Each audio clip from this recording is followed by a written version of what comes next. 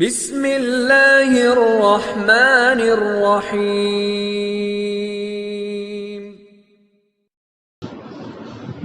الحمد لله نحمده ونستعينه ونستغفره ونؤمن به ونتوكل عليه ونعوذ بالله من شرور أنفسنا ومن سيئات أعمالنا من يهده الله فلا مضل له ومن يضلله فلا هادي له ونشهد أن لا إله إلا الله وحده لا شريك له ونشهد أن سيدنا وسندنا وأولانا ومولانا محمدا عبده ورسوله الذي أرسل بالحق بشيرا ونذيرا وداعيا إلى الله بإذنه وسراجا منيرا.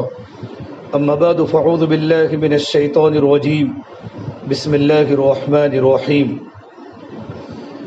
وقرن في بيوتكن ولا تبرجن تبرج الجاهلية الأولى وأقمنا الصلاة وآتينا الزكاة وأطيعنا الله ورسوله إنما يريد الله ليذهب عنكم الرجس أهل البيت ويطهرن تطهيرا واذكرن ما يتلى في بيوتكن من آيات الله والحكمة إن الله كان لطيفا خبيرا.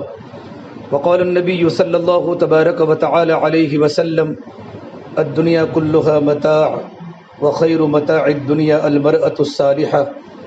وقال النبي صلى الله تبارك وتعالى عليه وسلم إن هذا الخير خزائن ولتلك الخزائن مفاتيح فطوبى لعبد جعله الله مفتاحا للخير مغلاقا للشر وويل لعبد جعله الله مغلاقا للخير مفتاحا للشر أو كما قال النبي صلى الله تبارك وتعالى عليه وسلم. میرے محترم بھائیوں، میری محترم دینی ماں بہنوں، اللہ تبارک و تعالیٰ کا بڑا احسان و کرم ہے کہ پروردگار عالم نے ہم سب کو یہاں جمع فرمایا. دین کی بات کا سننا بھی عبادت ہے اور دین کی بات کا سنانا بھی عبادت ہے، اور دین کے لیے جمع ہونا یہ بھی بہت بڑی عبادت ہے. اللہ تعالیٰ فرماتے ہیں وَذَكِّرْ فَإِنَّ الذِّكْرَى تَنفَعُ الْمُؤْمِنِينَ، کہ دین کی باتوں کی یاد دہانی کرایا کرو، کہ دین کی باتوں کی یاد دہانی کرانا اور دین کے مذاکرے کرنا اور دین کے مذاکرے سننا یہ ایمان والوں کو نفع دیتا ہے. ایمان والے مردوں کو بھی نفع ہوتا ہے، ایمان والی عورتوں کو بھی نفع ہوتا ہے. جب ہمارے دلوں پر اللہ کی دین کی بات پڑتی ہے تو ہمارے دل زندہ ہو جاتے ہیں. دنیا کی باتیں سنتے سنتے اور دنیا کی باتیں کرتے کرتے اور مادیت کی باتیں کرتے کرتے مادیت کی باتیں سنتے سنتے دل مردہ ہو چکے ہیں. دلوں کی زمین مر گئی ہے، دلوں کی ضمیریں بند ہو گئی ہے. دل کو زندہ کرنے کی سب سے بڑی محنت اللہ کی باتوں کو سنا جائے، اللہ کے دین کے مذاکرے کیے جائے، اللہ کے دین کی باتوں کو سنایا جائے تو دلوں کے اندر زندگی پیدا ہوتی ہے، دل زندہ ہو جاتے ہیں. سخت زمین ہوتی ہے، سنگلاگ زمین ہوتی ہے، سخت زمین میں سے کچھ نہیں نکلتا. جب موسلا دار بارش زمینوں پر برستی ہیں تو زمین نرم بن جاتی ہے. جب زمین نرم بن جاتی ہے تو زمین سے پھول نکلتے ہیں، سبزیاں نکلتی ہیں، ترکاریاں نکلتی ہیں. متاعا لکم ولانعامکم، انسانوں کی بھی زندگی کا سامان بنتا ہے اور جانوروں کی بھی زندگی کا سامان بنتا ہے. کہ زمین نرم بن جاتی ہے تو زمین اپنی صلاحیتوں کو باہر نکالتی ہے. اللہ کے دین کی باتوں کے سننے کے بعد اور اللہ کے دین کی باتوں کے سنانے کے بعد دل نرم پڑ جاتے ہیں. جب دل نرم پڑ جاتے ہیں تو دلوں میں اللہ کی دین کی باتیں قبول ہو جاتی ہیں. پھر ہماری زندگی دین کے کاموں کی طرف پڑتی ہے، ہمارے دل کا رخ اللہ کی طرف متوجہ ہوتا ہے. اس لیے اللہ کے نبی صلی اللہ تبارک و تعالیٰ علیہ وسلم نے فرمایا انسان کے بدن میں گوشت کا لوتھڑا ہے. الا ان فی الجسد لمضغہ، انسان کی باڈی میں اور انسان کے بدن میں گوشت کا لوتھڑا ہے. فإن صلحت صلح الجسد كله، اگر وہ گوشت کا لوتھڑا صحیح سالم ہو جاتا ہے تو پوری باڈی صحیح سالم ہو جاتی ہے. وإن فسدت، اگر گوشت کا لوتھڑا خراب ہو جاتا ہے، بیکار ہو جاتا ہے تو پوری باڈی بیکار ہو جاتی ہے. پھر اللہ کے نبی صلی اللہ تبارک و تعالیٰ علیہ وسلم نے فرمایا یہ اللہ کے بندو، اللہ کے بندیوں سنو، الا وہی القلب، وہ گوشت کا لوتھڑا انسان کا دل ہے. جب دل بدل جاتا ہے تو زندگیاں بدل جاتی ہیں. اس لیے اللہ کے نبی صلی اللہ تبارک و تعالیٰ علیہ وسلم نے اپنی محنت کا میدان صحابیات کا جسم نہیں بنایا اور صحابہ کرام کی جسم نہیں بنایا، بلکہ اللہ کے نبی صلی اللہ تبارک و تعالیٰ علیہ وسلم نے اپنی محنت کا میدان صحابہ اور صحابیات کا دل بنایا. کہ دلوں کی کھیتی پر محنت فرمائی دلوں سے دنیا کی محبت کو نکالا، دنیا کے درد کو نکالا، اور اللہ سے ہونے کو اتنا بھرا اور فکر آخرت کو اور فکر قبر کو اور اللہ سے ہونے کو اتنا بھرا کہ تمام صحابہ کا مجمع اور تمام صحابیات کا مجمع آخرت والا بن چکا تھا کہ دلوں میں اللہ کی یقین کو اتارنا اور دل میں اللہ کی محبت کو اتارنا۔ ہم جو کلمہ پڑھتی ہے لا الہ الا اللہ محمد رسول اللہ صلی اللہ علیہ وسلم، یہ کلمہ ایمان کا کلمہ ہے، یہ کلمہ اسلام کا کلمہ ہے۔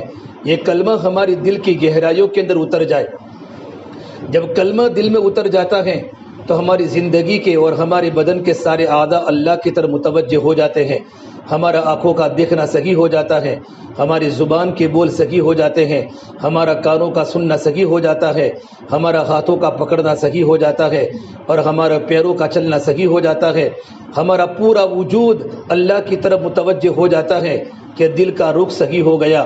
دل کا رخ صحیح ہو جانے کی وجہ سے ہمارا جسم اور ہمارے بدن کے سارے اعضاء و جوارے اللہ کے حکموں کی طرف دوڑتے ہیں، اللہ کے حکموں کی طرف لپکتے ہیں، پھر زندگیاں ہماری آسان ہو جاتی ہیں کہ نماز کے پڑھنے میں بوجھ نہیں لگتا، زکوٰۃ کے دینے میں بوجھ نہیں لگتا، اللہ کے دین کی محنت کرنے میں بوجھ نہیں لگتا۔ ہماری زبانیں 24 گھنٹے اللہ کے ذکر سے تر و تازہ ہوتی ہیں، کیونکہ دل میں اللہ کی محبت ہے، دل میں اللہ تبارک و تعالیٰ کا تعلق ہے۔ اللہ کے محبت کی وجہ سے اور اللہ کے تعلق کی وجہ سے اگر ہم کوئی بھی دنیا کے کام کرتی ہے، گھروں کے اندر گھر کے برتن مانجتی ہیں، گھروں کو صاف کرتی ہیں، گھر میں روٹی پکاتی ہیں، گھر میں کھانا پکاتی ہیں، بچوں کو نہلاتی ہیں، جو بھی ہمارے گھریلو کام ہے، گھریلو نظام ہے، لیکن اس وقت بھی ہمارا دل اللہ کی طرف متوجہ ہو رہا ہے، اور تمام کے تمام گھر کے کام کرنے میں نیت ہوتی ہے مثل گھر کے کام کر رہی ہو کہ مجھے شریعت نے گھر کے کام کرنے کا حکم دیا ہے، مجھے اس لیے بیوی بنایا تاکہ میں بیوی بن کر اپنے بچوں کی تربیت کروں، اپنے شوہر کی خدمت کروں، میں اپنے گھر کے کام کاج اپنے ہاتھوں سے کیا کروں۔ یہ زندگی کی ترتیب اس وقت صحیح ہوتی ہے جب دل کا تعلق اللہ سے مضبوط بن جاتا ہے۔ اس لیے اللہ تعالیٰ فرماتے یا ابن آدم قلبک لی فلا تدخل فیہ حب غیری، یہ آدم کی بیٹی تیرا دل تو میرے لیے ہے، میرے علاوہ کسی اور کی محبت دل میں داخل مت کر، دل میں اللہ کی محبت کو داخل کرنا ہے۔ لا الہ الا اللہ جس دن ہمارے دل میں اتر جائے گا، اللہ کی قسم ہمارا دل زمین و آسمان سے بھی زیادہ قیمتی بن جائے گا۔ یہ کلمہ دل میں اترنا ہے۔ کچھ دیہاتی لوگ مدینہ منورہ کے قریب کے کچھ دیہاتی اللہ کے نبی کی خدمت میں آئے، قالت الاغراب آمنا، اور آ کر کہا یا اللہ کے نبی صلی اللہ تبارک و تعالیٰ علیہ وسلم ہم ایمان لے آئے۔ یہ دیہاتوں کے رہنے والی دیہاتیوں نے کہا ہم ایمان لے آئے۔ اللہ تعالیٰ نے فرمایا نبی جی اب ان کو بتا دو قل لم تؤمنوا ولکن قولوا اسلمنا، کہ تم ایمان میں داخل نہیں ہوئے بلکہ تم نے زبان سے کلمے کا اقرار کیا ہے، تم اسلام میں داخل ہوئے ہو۔ ولما يدخل الايمان في قلوبكم، ابھی تک تمہارے دلوں میں ایمان کی حقیقت داخل نہیں ہوئی۔ پھر ایمان کی علامت بتائی وَإِن تُطِيعُوا اللَّهَ وَرَسُولَهُ لَا يَلِدْكُم مِّنْ أَعْمَالِكُمْ شَيْئًا، کہ تمہاری زندگیاں ایمان کے قبول کے کرنے کے بعد کلمہ لا الہ الا اللہ محمد رسول اللہ صلی اللہ علیہ وسلم، اس کلمے کو دل میں اتارنے کے بعد تمہاری زندگی اللہ کے حکموں کے سامنے سیلنڈر ہو جائے، اللہ کے نبی کی سنتوں کے سامنے اور اللہ کے نبی کے طریقوں کے سامنے ہماری بدن ہماری زندگیاں جھک جائے، اللہ تعالی ہمارے عمل میں کوئی کمی نہیں کرے گا۔ اصل وہ ایمان ہے کہ ہمارے دل کی گہرائی میں اللہ کا تعلق اتر جائے۔ اس لیے اللہ کے نبی صلی اللہ تبارک و تعالیٰ علیہ وسلم نے اللہ تعالیٰ سے ایمان کی دعا فرمائی، اللہم حبب الینا الایمان، یا اللہ ایمان کو میرے دل میں محبوب بنا دے۔ آج ہمیں سونا و چاندی کے زیورات سے محبت ہے، نئے نئے کپڑوں سے محبت ہے، بازار میں کوئی بھی نئی قسم کی کوالٹی کپڑوں کی آتی ہے، ہمارا دل وہاں جاتا ہے۔ شوہر کو مجبور کرتے ہیں، جوان اولاد کو مجبور کرتے ہیں، کیونکہ موبائل کی دیکھنے کی عادت زیادہ پڑ گئی ہے، اور موبائل میں سارے آپشن کا بھی پتہ ہے، آج مارکیٹ میں کون سا کپڑا آیا ہے، آج مارکیٹ میں کون سا کپڑا چل رہا ہے، چاہے وہ کپڑا مسلمان عورت کے مناسب ہے کہ نہیں ہے، شریف عورت یہ کپڑے پہن سکتی ہے کہ نہیں پہن سکتی، مارکیٹ میں کپڑا آیا ہوا ہے، یہ کپڑا مجھے خریدنا ہے، یہ کپڑا مجھے لینا ہے، تو ہمارا دل وہاں کی طرف جھک جاتا ہے۔ جب کلمہ اندر داخل ہو جاتا ہے تو ہمارا دل کپڑوں کی طرف نہیں جائے گا، ہمارا دل اللہ کے حکموں کی طرف جائے گا۔ یا اللہ محبب الیہ الایمان، یا ایمان کو محبوب بنا دے، وزینہ فی قلوبنا، اور میرے دل میں ایمان کو ڈیکوریشن بنا دے، میرے دل کی زینت ایمان بنا دے، میرا دل کا بناؤ سنگار ایمان بنا دے، کہ میرا دل ایمان کے نور سے منور ہو جائے، میرا دل عمل کے نور سے منور ہو جائے، میرے دل میں ایمان کا نور داخل ہو جائے جس کو ہدایت بولتے ہیں، میرے دل میں ایمان کی روشنی آ جائے۔ جس طرح سورج جگمگاتا ہے اور سورج کی روشنی سے پورا عالم جگمگاتا ہے، آج سورج کی کرنیں نکلتی ہیں، ہماری بلڈنگیں چمکتی ہیں، ہماری کھیتیاں چمکتی ہیں، ہمارے گھر چمکتے ہیں، ہمارے کپڑے چمکتے ہیں، کہ سورج کی کرنوں نے پورے عالم کو روشن کر دیا۔ جب دل روشن ہو جائے گا اور جب دل کی کرنیں ظاہر ہوگی اور جب دل کی کرنیں روشن ہوگی، ہمارا پورا بدن چمکدار بن جائے گا، اللہ کے حکموں کی وجہ سے، اللہ کے ذکر کی وجہ سے، نماز کی پابندی کی وجہ سے ہم کے اندر کوالٹی ہماری زندگی میں پیدا ہوگی، زندگی میں صفات پیدا ہوں گے، زندگی میں اخلاق آئیں گے، ہماری معاشرت پاکیزہ بنے گی، ہمارا لین دین صحیح بنے گا، ہمارا گھریلو نظام اللہ کے حکموں کے مطابق بنے گا، جب دل میں اللہ کی محبت اتر جائے گی۔ میری بہنوں، دنیا میں زندگی گزارنے کا مقصد اللہ کو پانا ہے، ہماری منزل اللہ کو پانا ہے۔ اللہ ملا تو سب کچھ ملا، اللہ نہ ملا تو کچھ بھی نہ ملا۔ اللہ کو پانے کے لیے ساری محنتیں ہو رہی ہیں، یہ پروگرام اس لیے ہو رہے ہیں اور یہ بیانات اس لیے ہو رہے ہیں، اور دنیا میں اللہ کے حکم اس لیے پورا کر رہی ہیں، اللہ کے نبی کے طریقے زندگی میں اس لیے لا رہی ہیں کہ مجھے اللہ مل جائے۔ یا ابن آدم قلبک لی فلا تدخل فیہ حب غیری، یا آدم کی بیٹی تیرا دل تو میرے لیے ہے، میرے علاوہ اپنے دل میں کسی اور کی محبت داخل مت کر۔ ولسانک لی فلا تذکر بہ احدا غیری، تیری زبان تو میرے لیے ہے، میرے علاوہ زبان سے کسی کا تذکرہ مت کر، تیری زبان اللہ کے ذکر سے تر و تازہ ہو۔ ابو درداء فرماتے ہیں جن مردوں کی زبانیں اور جن مستورات کی خواتین کی زبانیں اللہ کے ذکر سے تر و تازہ رہے گی، وہ جنت میں ہنستی ہوئی داخل ہوگی۔ اللہ کا ذکر بولتے اطاعت کو، ہماری زندگی اطاعت پر آوے، ہماری زندگی میں ماننا آوے۔ ایک ہوتی ہے زندگی اطاعت والی، یا ایھا الذین آمنوا اطیعوا اللہ واطیعوا الرسول، ایمان والی بندیوں اللہ کی اطاعت کرو، اللہ کے رسول کی اطاعت کرو۔ ایک زندگی ہوتی ہے اطاعت کی، اللہ کی اطاعت، اللہ کی باتوں کو ماننا، نبی کے طریقوں پر زندگی گزارنا، اور ایک ہوتی ہے منمانی زندگی، خواہشات والی زندگی، منمانی زندگی۔ آج جو زندگیاں میری اور آپ کی گزر رہی ہیں، یہ منمانی والی زندگی ہے، خواہشات والی زندگی ہے، نفسانی والی زندگی ہے، کہ دل میں جو بات پیدا ہوئی، دل میں جو خواہش پیدا ہوئی، ان خواہش کو پورا کرو۔ میری بہنوں، خواہش کا پورا کرنا اس کا راستہ جہنم ہے، خدا کے حکموں کو پورا کرنا اس کا راستہ جنت ہے۔ حکموں کو پورا کرو گی تو جنت میں جاؤ گی، خواہشات کا ٹھکانہ تو جہنم ہے۔ اس لیے اپنی زندگیوں کو اللہ کے حکموں پر ڈالنا ہے، اللہ کے نبی کے طریقوں پر ہماری زندگیوں کو ڈالنا ہے۔ اللہ تعالیٰ فرماتے ہیں اے اللہ کی بندی، وَبَدَنُكَ لِي فَلَا تَشْغَلْ بِهِ خِدْمَتَ غَيْرِي، تیری باڈی تیرا جسم تو میرے لیے ہے، میرے علاوہ اپنے بدن کو کسی اور کے پیچھے مت تھکا۔ اللہ کے حکموں کے پیچھے، اللہ کی اطاعت کے پیچھے، اللہ کے نبی کے طریقوں کے پیچھے، اللہ تبارک و تعالیٰ کی اطاعت میں اپنے باڈی کو تھکا، اپنے جسم کو تھکا، سجدوں میں تھکا، رکوع میں تھکا، اللہ تعالیٰ کی عبادت میں اپنے بدن کو تھکا، اللہ بھی راضی ہو جائے گا اور اللہ کے نبی صلی اللہ تبارک و تعالیٰ علیہ وسلم بھی راضی ہو جائیں گے۔ لیکن میری بہنوں، یہ علامت ہے جب اندر کا یقین اللہ سے مضبوط بن جاتا ہے، جب ایمان بن جاتا ہے تو عمل ٹھیک ہو جاتا ہے، عمل ٹھیک ہو جاتا ہے۔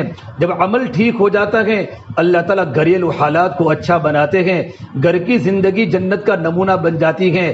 آج حالات اس لیے خراب ہیں کہ یقین کے بنانے کی محنت نہیں ہے، ایمان کے بنانے کی محنت نہیں ہے۔ درخت سوکھ جاتا ہے تو درخت کے پودوں میں کھاد نہیں ڈالا جاتا، درخت کے پودوں کے اندر پانی نہیں ڈالا جاتا، بلکہ جڑ میں پانی ڈالا جاتا ہے۔ جب جڑ میں کھاد ڈالی جائے گی اور جڑ میں پانی ڈالا جائے گا، درخت ماشاءاللہ گلستہ کی طرح بن جائے گا، درخت ہرا بھرا بن جاوے گا۔ یقین کے بنانے کی محنت ہوگی، ایمان کے بنانے کی محنت ہوگی۔ جب دلوں کا یقین ٹھیک کرایا جائے گا اور دل میں جب اللہ کا تعلق اترے گا تو عمل ٹھیک ہو جائے گا، عمل ٹھیک ہو جائے گا، اللہ آسمان و زمین سے حالات کو اللہ درست کر دیں گے۔ اس لیے ہمارے گھریلو حالات اچھے ہو اور ہماری زندگی کے حالات اچھے ہو، ہماری سوسائٹی کے حالات اچھے ہو، ہمارا ماحول پاک بنے، ہمارا ماحول صاف ستھرا بنے، اس کے لیے جو شرط ہے وہ ایمان ہے۔ اللہ قرآن کریم میں فرماتے ہیں من عمل صالحا من ذکر او انثى وهو مؤمن فلنحيينه حیاتا طیبہ، کہ جن لوگوں کی زندگی میں اچھے اچھے کام ہیں، اللہ کے حکموں کی پابندی ہے، اچھے اچھے کام ہیں، زندگیاں نیک بنی ہوئی ہیں، اللہ کی مرضیات کے مطابق زندگیاں ہماری گزر رہی ہیں، اللہ کے حکموں کے مطابق، اللہ کے نبی کے سنتوں اور طریقوں کے مطابق، بشرطے کہ ہماری زندگی میں ایمان ہے۔ تو ایمان اور نیک عمل کے کرنے کی بنیاد پر اللہ جو ہمیں زندگی دے گا وہ صاف ستھری زندگی دے گا، ہماری معاشرت پاکیزہ بنے گی۔ فَلَنُحْيِيَنَّهُ حَيَاةً طَيِّبَةً، اللہ پاک ہمیں خوشگوار زندگی عطا فرمائیں گے۔ میری بہنوں، آج سب کچھ ہونے کے باوجود، پیسے ہونے کے باوجود بھی، سونا اور چاندی کے زیورات کے ہونے کے باوجود بھی، قسم قسم کے کپڑے ہونے کے باوجود بھی، گھروں میں اچھے فرنیچر کے ہونے کے باوجود بھی، خوشحال زندگی کے ہونے کے باوجود بھی آج ہمارے دلوں کو سکون نہیں ہے، ہمارا گھر جہنم نما بن چکا ہے کہ ہم نے اللہ کے نبی کے طریقے کے مطابق زندگی گزارنے کا طریقہ نہیں سیکھا۔ ایمان کی کمزوری ہے، عمل کے کرنے کی کمزوری ہے، اور اگر عمل ہو رہا ہے تو عمل خواہشات والا ہو رہا ہے، عمل منمانی والا ہو رہا ہے، اللہ کے نبی کے طریقے کے مطابق ہماری زندگیاں نہیں گزر رہی۔ ایمان و نیک عمل کی بنیاد پر اللہ زندگی کو کیسی بنائے گا؟ خوشگوار زندگی بنائے گا، ایسی زندگی بنے گی ہماری اولادیں ہماری آنکھوں کی ٹھنڈک کا ذریعہ بنے گی، ہمارا شوہر بیوی سے محبت کرے گا اور بیوی شوہر سے محبت کرے گی، اور ہمارا گھر کا معاشرہ پاکیزہ بنے گا۔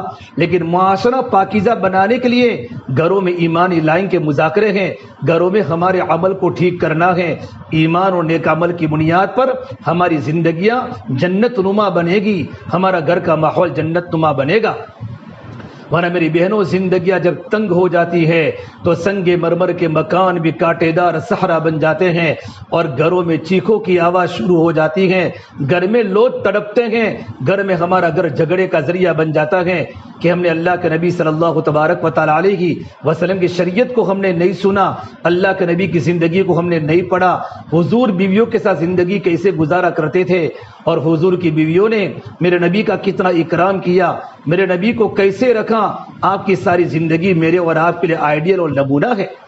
تو اگر گھروں کو جنت کا نمونہ بنانا ہو، گھروں میں خوشگوار زندگیوں کو بنانا ہو، اپنے ایمان کو ٹھیک کرو، اپنے عمل کو ٹھیک کرو۔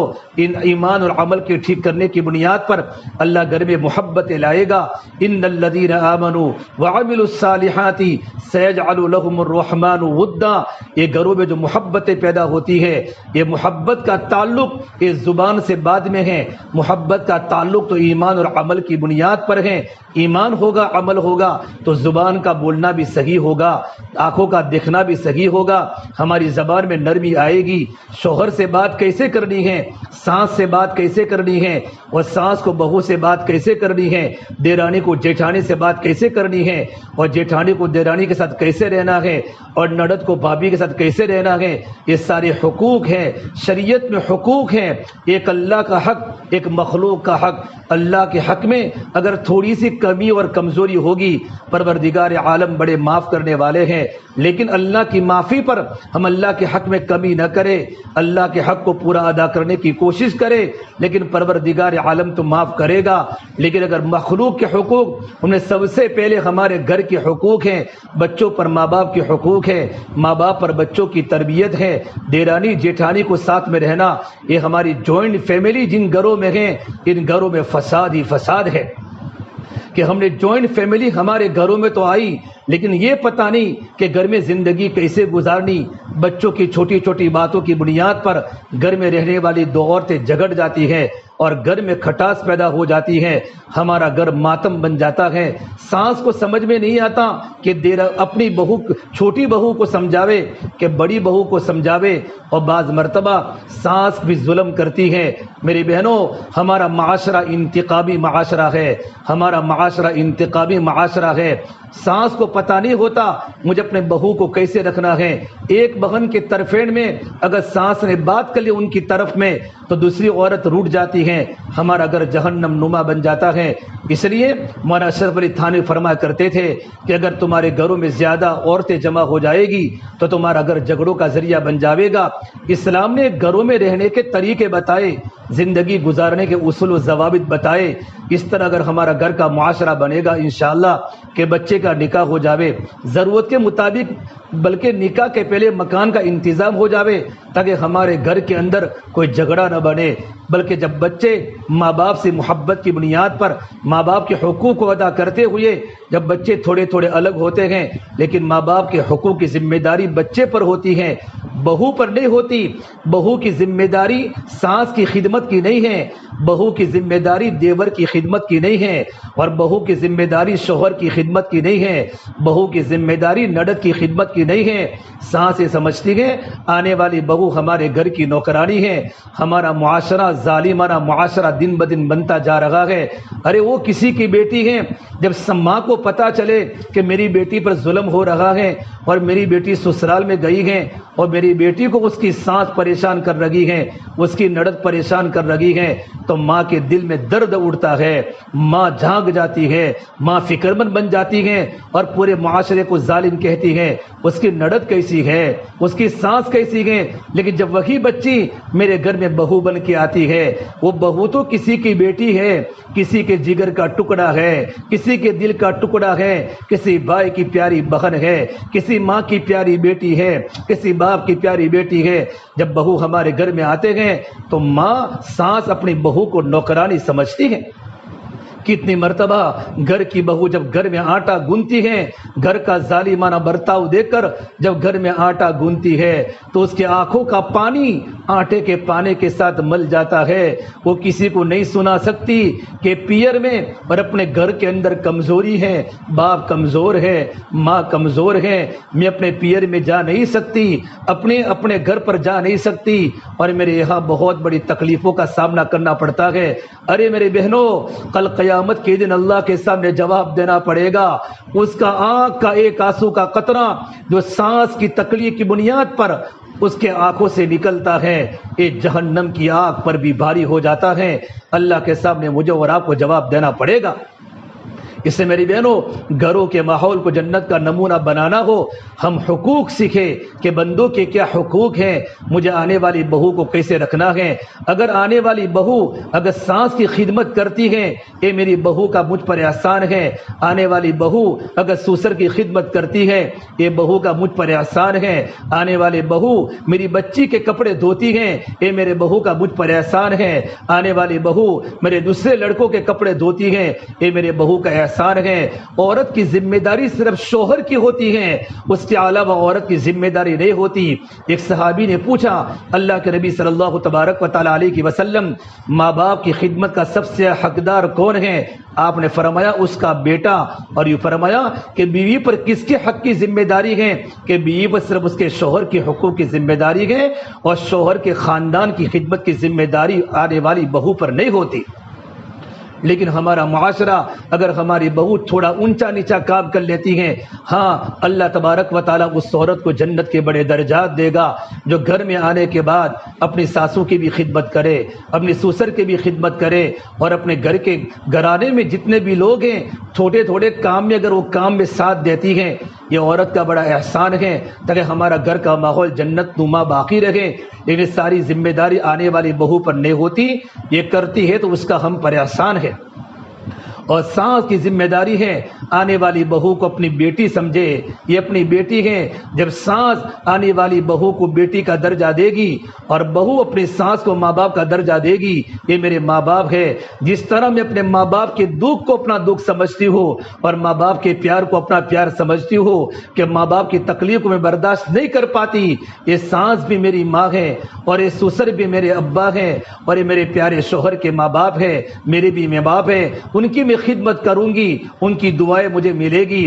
میری بہنوں، اس طریقے پر ہمارا گھر کا معاشرہ ہوگا، اللہ تبارک و تعالی ہمارے گھروں میں ہمارے گھروں کا ماحول اور ہمارے گھروں کی فضا اللہ تعالی جنت والی بنائے گا۔ اسے علماء نے لکھا ہے کہ زندگیوں کو صحیح کرنے کے لیے حقوق کا جاننا ضروری ہے تاکہ ہمارا معاشرہ پاکیزہ بنے۔ نماز کے پڑھنے کے باوجود بھی، رمضان کے روزے رکھنے کے باوجود بھی اور اللہ کے گھر کی زیارتیں کرنے کے باوجود بھی عورتیں جہنم میں جائے گی۔ کہ جہنم میں جانے کی بنیادی وجہ کیا بنی؟ کہ جہنم میں جانے کی بنیادی وجہ یہ حقوق کا ادا نہ کرنا ہے۔ ایک مرتبہ اللہ کے نبی صلی اللہ تبارک و تعالی علیہ وسلم فرمایا، میں نے معراج کی رات میں ایک عورت کو دیکھا کہ عورت کو زبان سے لڑکایا جا رہا ہے، پورا بدن زبان کے ساتھ لڑکا ہوا ہے۔ اگر کوئی ہمارا ایک بال کھینچے ہمیں کتنی تکلیف پڑتی ہے، ہمارا پورا بدن کانپ جاتا ہے، پورا بدن میں درد ہو جاتا ہے۔ عورت کو بال کے ساتھ جہنم میں لڑکایا جا رہا ہو، یہ کتنا شدت والا عذاب ہے۔ پوچھا اللہ کے نبی صلی اللہ تبارک و تعالی علیہ وسلم، کون سے گناہوں کی بنیاد پر عورت کو لڑکایا جا رہا ہے؟ تو میرے نبی نے فرمایا، اس کی زبان کے غلط انداز کی وجہ سے کہ یہ ساس اپنی بہو کو تکلیف پہنچاتی تھی اور بہو اپنی ساس کو تکلیف پہنچاتی تھی، دیرانی جیٹھانی کو تکلیف پہنچاتی تھی اور بیوی اپنے شوہر کو تکلیف پہنچاتی تھی۔ زبان کے غلط استعمال کی وجہ سے ان کو جہنم میں بالوں کے ساتھ لڑکایا جا رہا ہے۔ اس لیے اللہ کے نبی صلی اللہ تبارک و تعالی علیہ وسلم نے عید کے موقع پر عورتوں کو جمع کر کے آپ نے خطبہ دیا، یا معاشر النساء تصدقنا، یہ عورتوں کی جماعت صدقہ خوب دیا کرو۔ میں نے سب سے زیادہ عورتوں کو جہنم میں جلتے ہوئے دیکھا ہے۔ صحابہ نے پوچھا، ام سلیم نے پوچھا، حضرت انس بن مالک کی والدہ نے پوچھا ام سلیم نے، لیما یا رسول اللہ، یہ اللہ کے نبی صلی اللہ تبارک و تعالی علیہ وسلم، کون سے گناہوں کی بنیاد پر عورتوں کو جہنم میں ڈالا جا رہا ہے؟ عورتوں کو جہنم میں ڈالا جا رہا ہے۔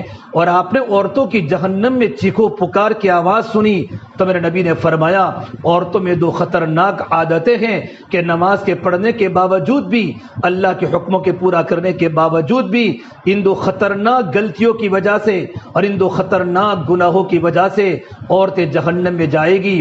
پہلی بات فرمائی، تکثرن اللعنہ، عورتیں غیبتیں زیادہ کرتی ہے، عورت کی زبان بے قابو ہو جاتی ہے۔ علماء نے لکھا ہے، اگر مرد کدال کو لے کر گھر کو گرانا چاہیں تو مرد گھر کو نہیں گرا سکتا، اگر ایک عورت سوئی کے ذریعے گھر کو گرانا چاہیں تو عورت گھر کو گرا سکتی ہے۔ عورت کی زبان وہ تلوار ہے جو گھر کو پھاڑ دیتی ہے، گھر کے ٹکڑے ٹکڑے ہو جاتے ہیں، بڑا مکان بھی ایک چھوٹی سی کوٹھی بن جاتی ہے اور گھر میں رونے کی چیخنے کی آوازیں شروع ہو جاتی ہیں۔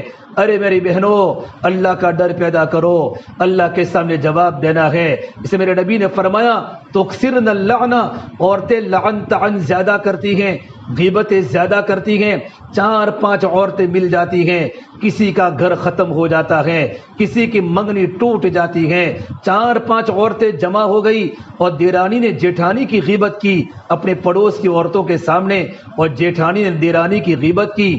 سانس بیٹھ گئی اور اپنی بہو کی باتیں شروع کر دی اور بہو نے اپنی سانس کی باتیں شروع کر دی۔ اور جب نڑد بیٹھی، جب گھر میں جوان نڑد ہوتی ہے اور بہو ہوتی ہے، ماں بیلنس نہیں کر سکتی اور ہمیشہ ماں کے دل میں بہو کا پیار نہیں ہوتا، ماں کے دل میں ہمیشہ بیٹی کا پیار ہوتا ہے۔ اگرچہ بیٹی سسرال میں جا چکی ہے، بیٹی کا نکاح ہو چکا ہے یا بیٹی کا نکاح نہیں ہوا، ان دونوں صورتوں میں ماں کا دل محبت سے بھرا ہوتا ہے بیٹی کی وجہ سے۔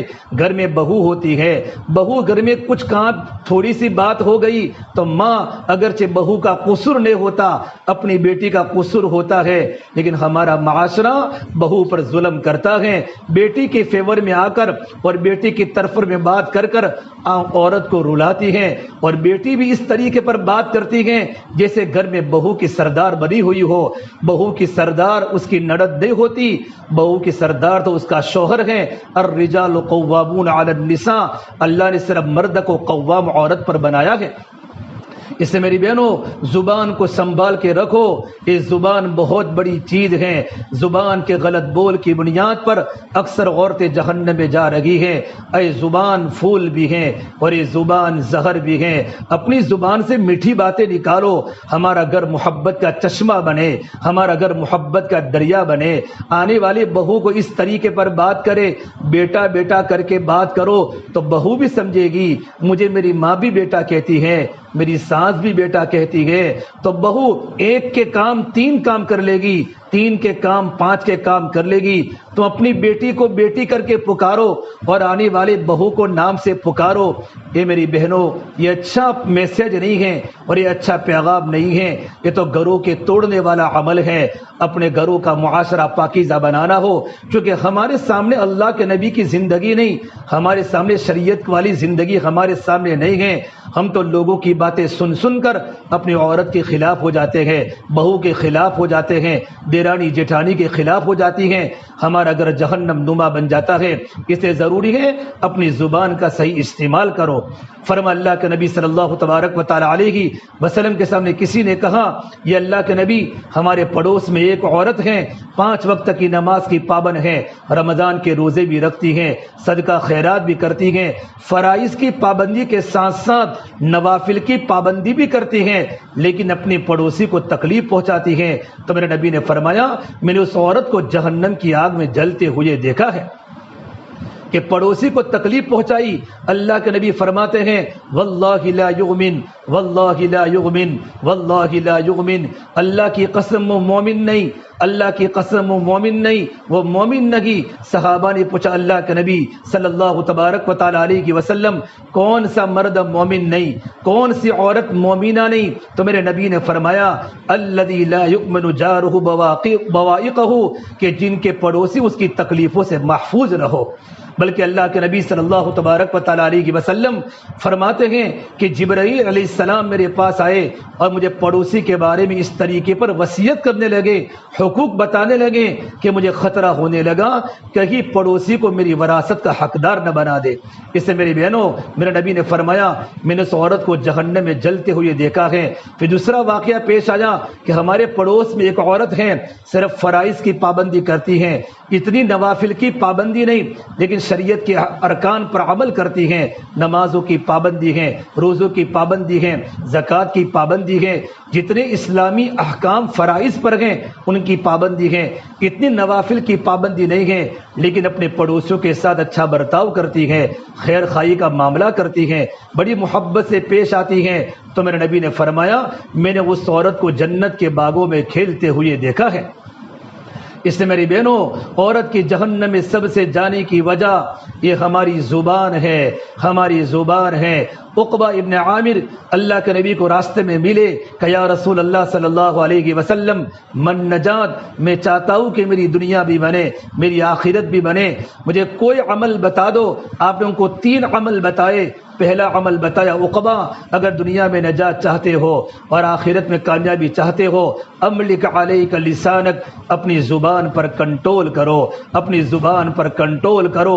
آج ہماری مستورات کی آواز گھروں سے باہر آ جاتی ہیں، اگرچہ علماء نے عورت کی آواز کو بعض علماء نے سطر کا درجہ دیا ہے کہ عورت کی آواز باہر نہ نکلے۔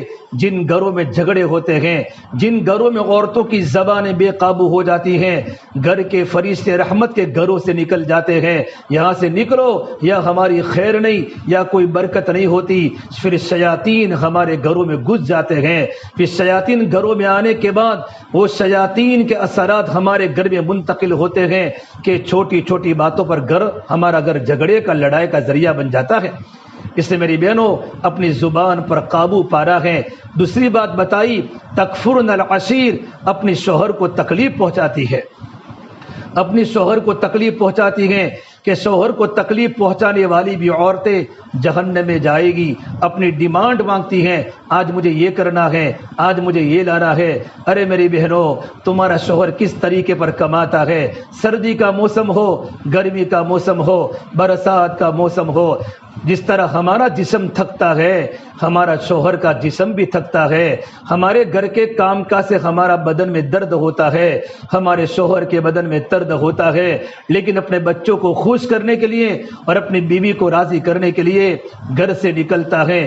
صبح کا نکلا ہوا شام کو جب گھر پر لوٹتا ہے، لیکن عورت کی ڈیمانڈیں کم نہیں ہوتی۔ مجھے گھر میں اس کی ضرورت ہے، مجھے گھر میں اس کی ضرورت ہے، مجھے یہ جوڑا چاہیے، مجھے یہ زیورات چاہیے، مجھے یہ چاہیے۔ پھر ایسے تانے دیتی ہیں کہ شوہر کا دل ٹوٹ جاتا ہے۔ ارے میری بہنوں، ان مستورات کو جا کر پوچھو جن کا شوہر دنیا سے رخصت ہو چکا ہے، اللہ کا پیارا ہو چکا ہے، جب اس کے چھوٹے چھوٹے بچے پڑوس میں دیکھتے ہیں کہ چچا کے گھر پر کچھ آ رہا ہے، ماموں کے گھر پر کچھ آ رہا ہے، بچے کہتے ہیں اماں ہمارے ابو کب آئیں گے، ہمارے ابو کب آئیں گے، ہمارے گھر میں یہ پھل کب آئے گا، میرے دوست کے گھر میں یہ کپڑے آئے۔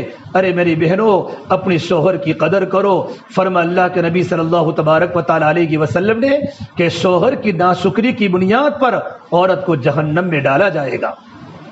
ایک صحابی حضور کی خدمت میں آئے، یا اللہ کے نبی صلی اللہ تبارک و تعالی علیہ وسلم، میری بیٹی کا نکاح ہو رہا ہے، میری بیٹی کی کیا ذمہ داری اس کے شوہر پر ہے؟ تو میرے نبی نے فرمایا تمہاری بیٹی کو لاؤ۔ جب وہ بیٹی حضور کی خدمت میں آئی تو آپ نے پردے میں بات فرمائی، کہا بیٹا اگر تیرے شوہر کے سارے بدن پر زخم ہو جاوے اور زخم سے پیپ نکل جاوے اور تو اپنے شوہر کے سارے زخم کے نکلے ہوئے پیپ کو اگر تو چاٹ جاوے تب بھی تو نے اپنے شوہر کے حقوق کو ادا نہیں کیا، اپنے شوہر کے حق کو ادا نہیں کیا۔ یہ عورت کو ذمہ داری بتائی۔ میرے نبی نے فرمایا اللہ تبارک و تعالیٰ کے علاوہ کسی کو سجدہ کرنے کی اجازت نہیں ہے، لیکن حضور نے فرمایا اگر میں کسی کو سجدہ کرنے کی اجازت دیتا تو میں عورت کو حکم کرتا کہ شوہر کو سجدہ کرے۔ کتنی بڑی ترغیب بتائی۔ تو فرمایا اللہ کے نبی صلی اللہ تبارک و تعالی علیہ وسلم نے عید کے خطبے میں فرمایا میں نے عورتوں کو جہنم میں جلتے ہوئے دیکھا دو گناہ کی بنیاد پر، ایک تو زبان کنٹرول میں نہیں ہے، زبان بے قابو ہو چکی ہے، چھوٹی چھوٹی باتوں پر زبان جھگڑا کرتی ہے، لعن طعن کرتی ہے، غیبتیں کرتی ہے، چگلی کھاتی ہیں، ادھر کی بات ادھر کر لی، ادھر کی بات ادھر کر لی، گھر میں بگاڑ پیدا کر لیا، گھر میں بگاڑ پیدا کر لیا، بیوی کو شوہر سے بدزن کر دیا۔ یہ عورتوں کی میری محترم ماں بہنوں عادت ہوتی ہے۔ آج تو مردوں کے اندر بھی عورتوں کی وجہ سے یہ بری بری عادتیں مردوں کے اندر بھی آ گئی اور مرد بھی چگلیاں کرنا شروع ہو گئے اور مردوں نے بھی غیبتوں کو اپنا اڈا بنا لیا۔ اللہ کے واسطے اپنی شوہر کی قدر کرو اور اپنی زبان کو قابو میں رکھو۔ پھر فرمایا میرے نبی صلی اللہ تبارک و تعالی علیہ وسلم نے میں نے معراج کے موقع پر ایک عورت کو دیکھا، اس کو بالوں کے ذریعے لڑکایا جا رہا ہے، بالوں کے ذریعے لڑکایا جا رہا ہے۔ صحابہ نے پوچھا یہ اللہ کے نبی صلی اللہ تبارک و تعالی علیہ وسلم بالوں سے لڑکانا کون سے گناہ کی بنیاد پر ہے؟ تو حضور نے فرمایا یہ عورت بازاروں میں چلتی تھی، بغیر پردے کے غیر محرم کے ساتھ جاتی تھی، بغیر پردے کے بازاروں میں چلتی تھی اور بازاروں کا ڈیکوریشن بنتی تھی۔ میری بہنوں جب ایک عورت بمبئی کے شہر میں، بمبئی کی مارکیٹ میں جب بغیر پردے کے نکلتی ہے، خوشبو لگا کر نکلتی ہیں، اس پر آسمان کے فرشتے بھی لعنت کرتے ہیں، زمین کے فرشتے بھی لعنت کرتے ہیں، آسمان ٹوٹنے کو تیار ہو جاتا ہے، زمین پھٹنے کو تیار ہو جاتی ہے اور اللہ تبارک و تعالیٰ کے سامنے فرشتے کہتے ہیں یہ اللہ یہ تیری بندی کہاں جا رہی ہے؟ ارے میری بہنوں کچھ اللہ کا ڈر پیدا کرو۔ آج تو مستورات ہمارے محرم کے بغیر دیہ میں جاتی ہے، اپنے اپنے دیہاتوں میں، گجرات میں، پالمپور میں بغیر محرم کے سفر کر رہی ہیں۔ تمہارے ساتھ شیطان ہوتا ہے، شیطان ہوتا ہے، بغیر محرم کے سفر نہیں ہوتا، بغیر محرم کے سفر نہیں ہوتا۔ یہاں تک علماء نے لکھا ہے عورت پر حج فرض ہے لیکن محرم نہیں ہے تو محرم نہ ہونے کی حالت میں عورت پر حج جیسا عمل بھی ساقط ہو جاتا ہے۔ ارے میری بہنوں پھر پالمپور کا سفر کرنا، احمد آباد کا سفر کرنا اپنے شوہر کے بغیر یا اپنے محرم کے بغیر شریعت اجازت نہیں دیتی، لیکن عورتیں بے قابو ہو چکی ہے۔ اللہ کا ڈر دل سے نکل چکا ہے۔ میری بہنوں، اللہ کے واسطے عورت تو بہت بڑی متاع ہے۔ حضور نے فرمایا الدنیا کلھا متاع وخیر متاع الدنیا المرأۃ الصالحہ، دنیا ساری کی ساری برتنے کی چیز ہے، سب سے بہترین برتنے کی چیز نیک عورت ہے۔ عورت میں خوبی ہو، عورت کی نیکی کہاں لے جائے گی؟ سب علماء نے لکھا ہے مرد پڑا تو فرد پڑا، عورت پڑی تو خاندان پڑا۔ ایک عورت کی زندگی میں اللہ کا دین آ جاتا ہے، عورت کی زندگی میں اللہ کا ڈر پیدا ہو جاتا ہے، پورا گھرانہ دینداری کی دہلیز پر آ جاتا ہے۔ اسے علماء نے لکھا ہے جب ماں اپنے بچے کو دودھ پلاتی ہے تو خالی ماں اپنے بچے کو دودھ نہیں پلاتی، اگر ماں کی زندگی میں تقوی ہوتا ہے اور ماں کی زندگی میں راتوں کا رونا ہوتا ہے اور ماں کے دل میں اللہ کا ڈر ہوتا ہے اور ماں نمازوں کی پابند ہوتی ہے، ماں قرآن کی تلاوت کی پابند ہوتی ہے، وہی ماں جب اپنے بچوں کو دودھ پلاتی ہے تو دودھ پلانے کے ساتھ ساتھ ماں کی نیک زندگی کے اثرات اولاد کے دلوں کے اندر منتقل ہوتے ہیں، کہ ماں کے اثرات اولاد کے دل میں منتقل ہوتے ہیں۔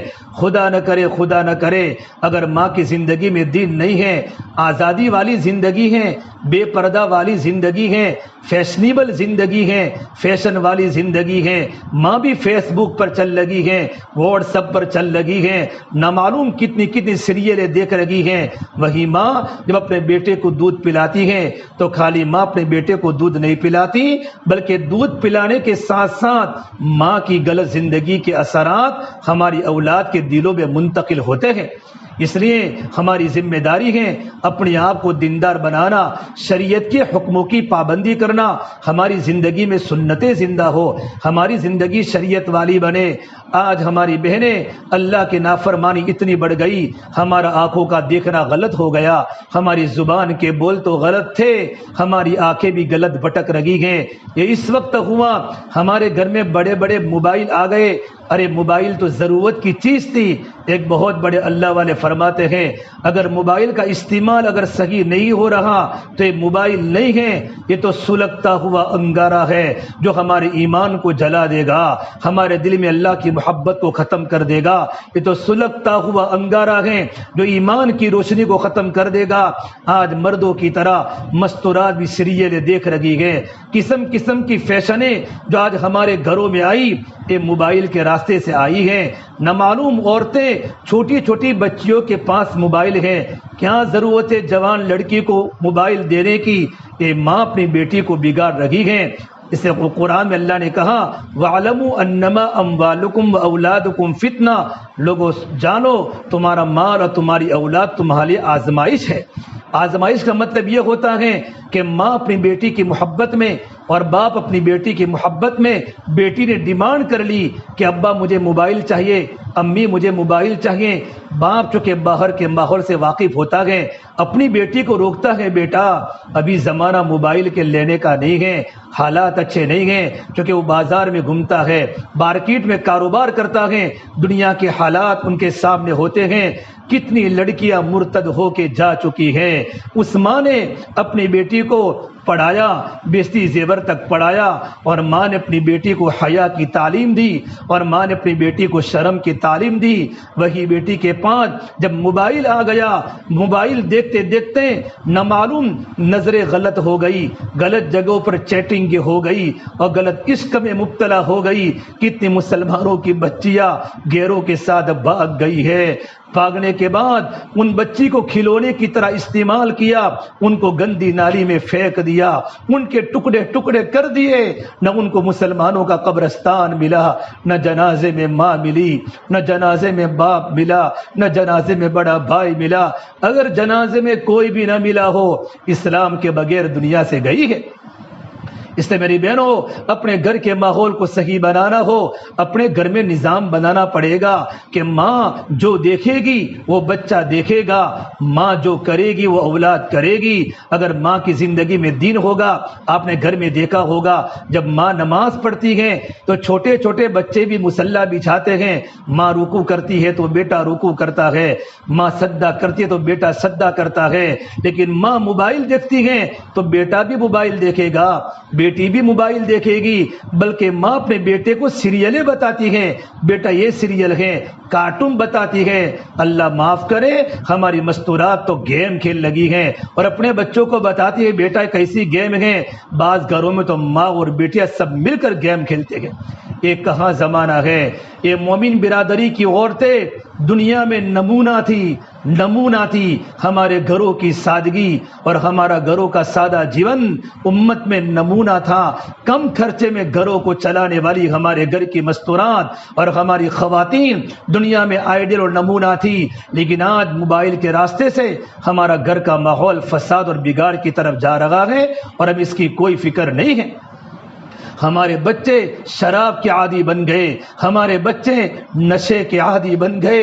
یہ نشہ مسلمان کا بیٹا بلکہ ہماری برادری کا، مومن برادری کا خاص، ہمارے یہاں تو کوئی شراب کو جانتا نہیں، کوئی نشاور گولیوں کو جانتا تک نہیں تھا، لیکن غلط صحبت کی وجہ سے اور ماں باپ کی تربیت کے نہ ہونے کی وجہ سے باپ اپنے کاروبار میں مشغول ہیں اور ماں موبائل کی مستی میں زندگی گزار رہی ہے۔ میرا جوان بیٹا کیا کر رہا ہے؟ میری جوان لڑکی کن سہیلیوں کے ساتھ جا رہی ہیں؟ میرے جوان لڑکے کے دوست کون سے ہیں؟ یہ بچیاں جو بگڑتی ہیں نا، غلط سہیلی کی بنیاد پر بگڑتی ہے، لڑکے جو بگڑتے ہیں غلط دوست کی بنیاد پر بگڑتے ہیں، اور وہ بگاڑ ہمارے گھر کے چھوٹے چھوٹے بچوں کے اندر بھی آ جاتا ہے۔ اس لیے میری بہنوں، اپنے آپ کو پاک دامن بناؤ۔ قرآن کریم میں اللہ نے فرمایا، یا ایھا الذین آمنوا قوا انفسکم واہلیکم نارا، ایمان والو اپنے آپ کو، اپنے گھر والوں کو جہنم کی آگ سے بچاؤ۔ اس آیت کی تفسیر میں حضرت علی فرماتے ہیں، علموا اولادکم الدین، اپنی اولادوں کو اللہ کا دین سکھاؤ، خود بھی دیندار بنو، اپنی اولادوں کو دیندار بناؤ، خود نماز کی پابند بنو، اپنی اولادوں کو نماز کا پابند بناؤ، خود اللہ کی نافرمانی سے بچو، اپنی اولاد کو اللہ کی نافرمانی سے بچاؤ۔ بچے ماں کی زندگی کو دیکھتے ہیں، بچہ ماں سے جنت بھی سیکھتا ہے، بچہ ماں سے جہنم بھی سیکھتا ہے۔ جیسی ماں کی زندگی ہوگی ہمارے گھر کے اثرات ویسے منتقل ہوگے، اور جیسی بیوی کی زندگی ہوگی ویسی شوہر کی زندگی بنے گی۔ کتنی دیندار عورتوں نے اپنے شوہر کی زندگی کے روپ کو بدل دیا، اپنے شوہر کو نمازی بنا دیا، ان کی غلط زندگیاں اچھی زندگیاں بن گئی۔ گھر میں دیندار بچی آئی، گھر میں دیندار خاتون آئی۔ ہم جب بیٹے کی منگنی کرتے ہیں ہم یہ چاہتے ہیں ہماری بہو دیندار بنے، ہمیں دیندار بہو ملے جو نماز کی بھی پابند ہو اور گھر میں رہنے کا طریقہ جانتی ہو۔ لیکن میری بہنوں، ایسا کیوں نہیں ہو رہا کہ ہمارا معاشرے کے اندر اللہ کے نبی کی سنتیں چھٹی ہوئی ہے؟ اس لیے گھر میں دینداری کو لانا ہو تو ضروری ہے ماں باپ کو دین سیکھنا پڑے گا۔ ماں باپ اپنی اولاد کو اللہ کا دین سکھائیں گے۔ آج موبائل، آج ہمارے کپڑے، فرمایا اللہ کے نبی صلی اللہ تبارک و تعالی علیہ وسلم نے، جب تم اپنی گلیوں میں ایسی لڑکیوں کو دیکھو اور ایسی بچیوں کو دیکھو تو انتظار کرو قیامت کا۔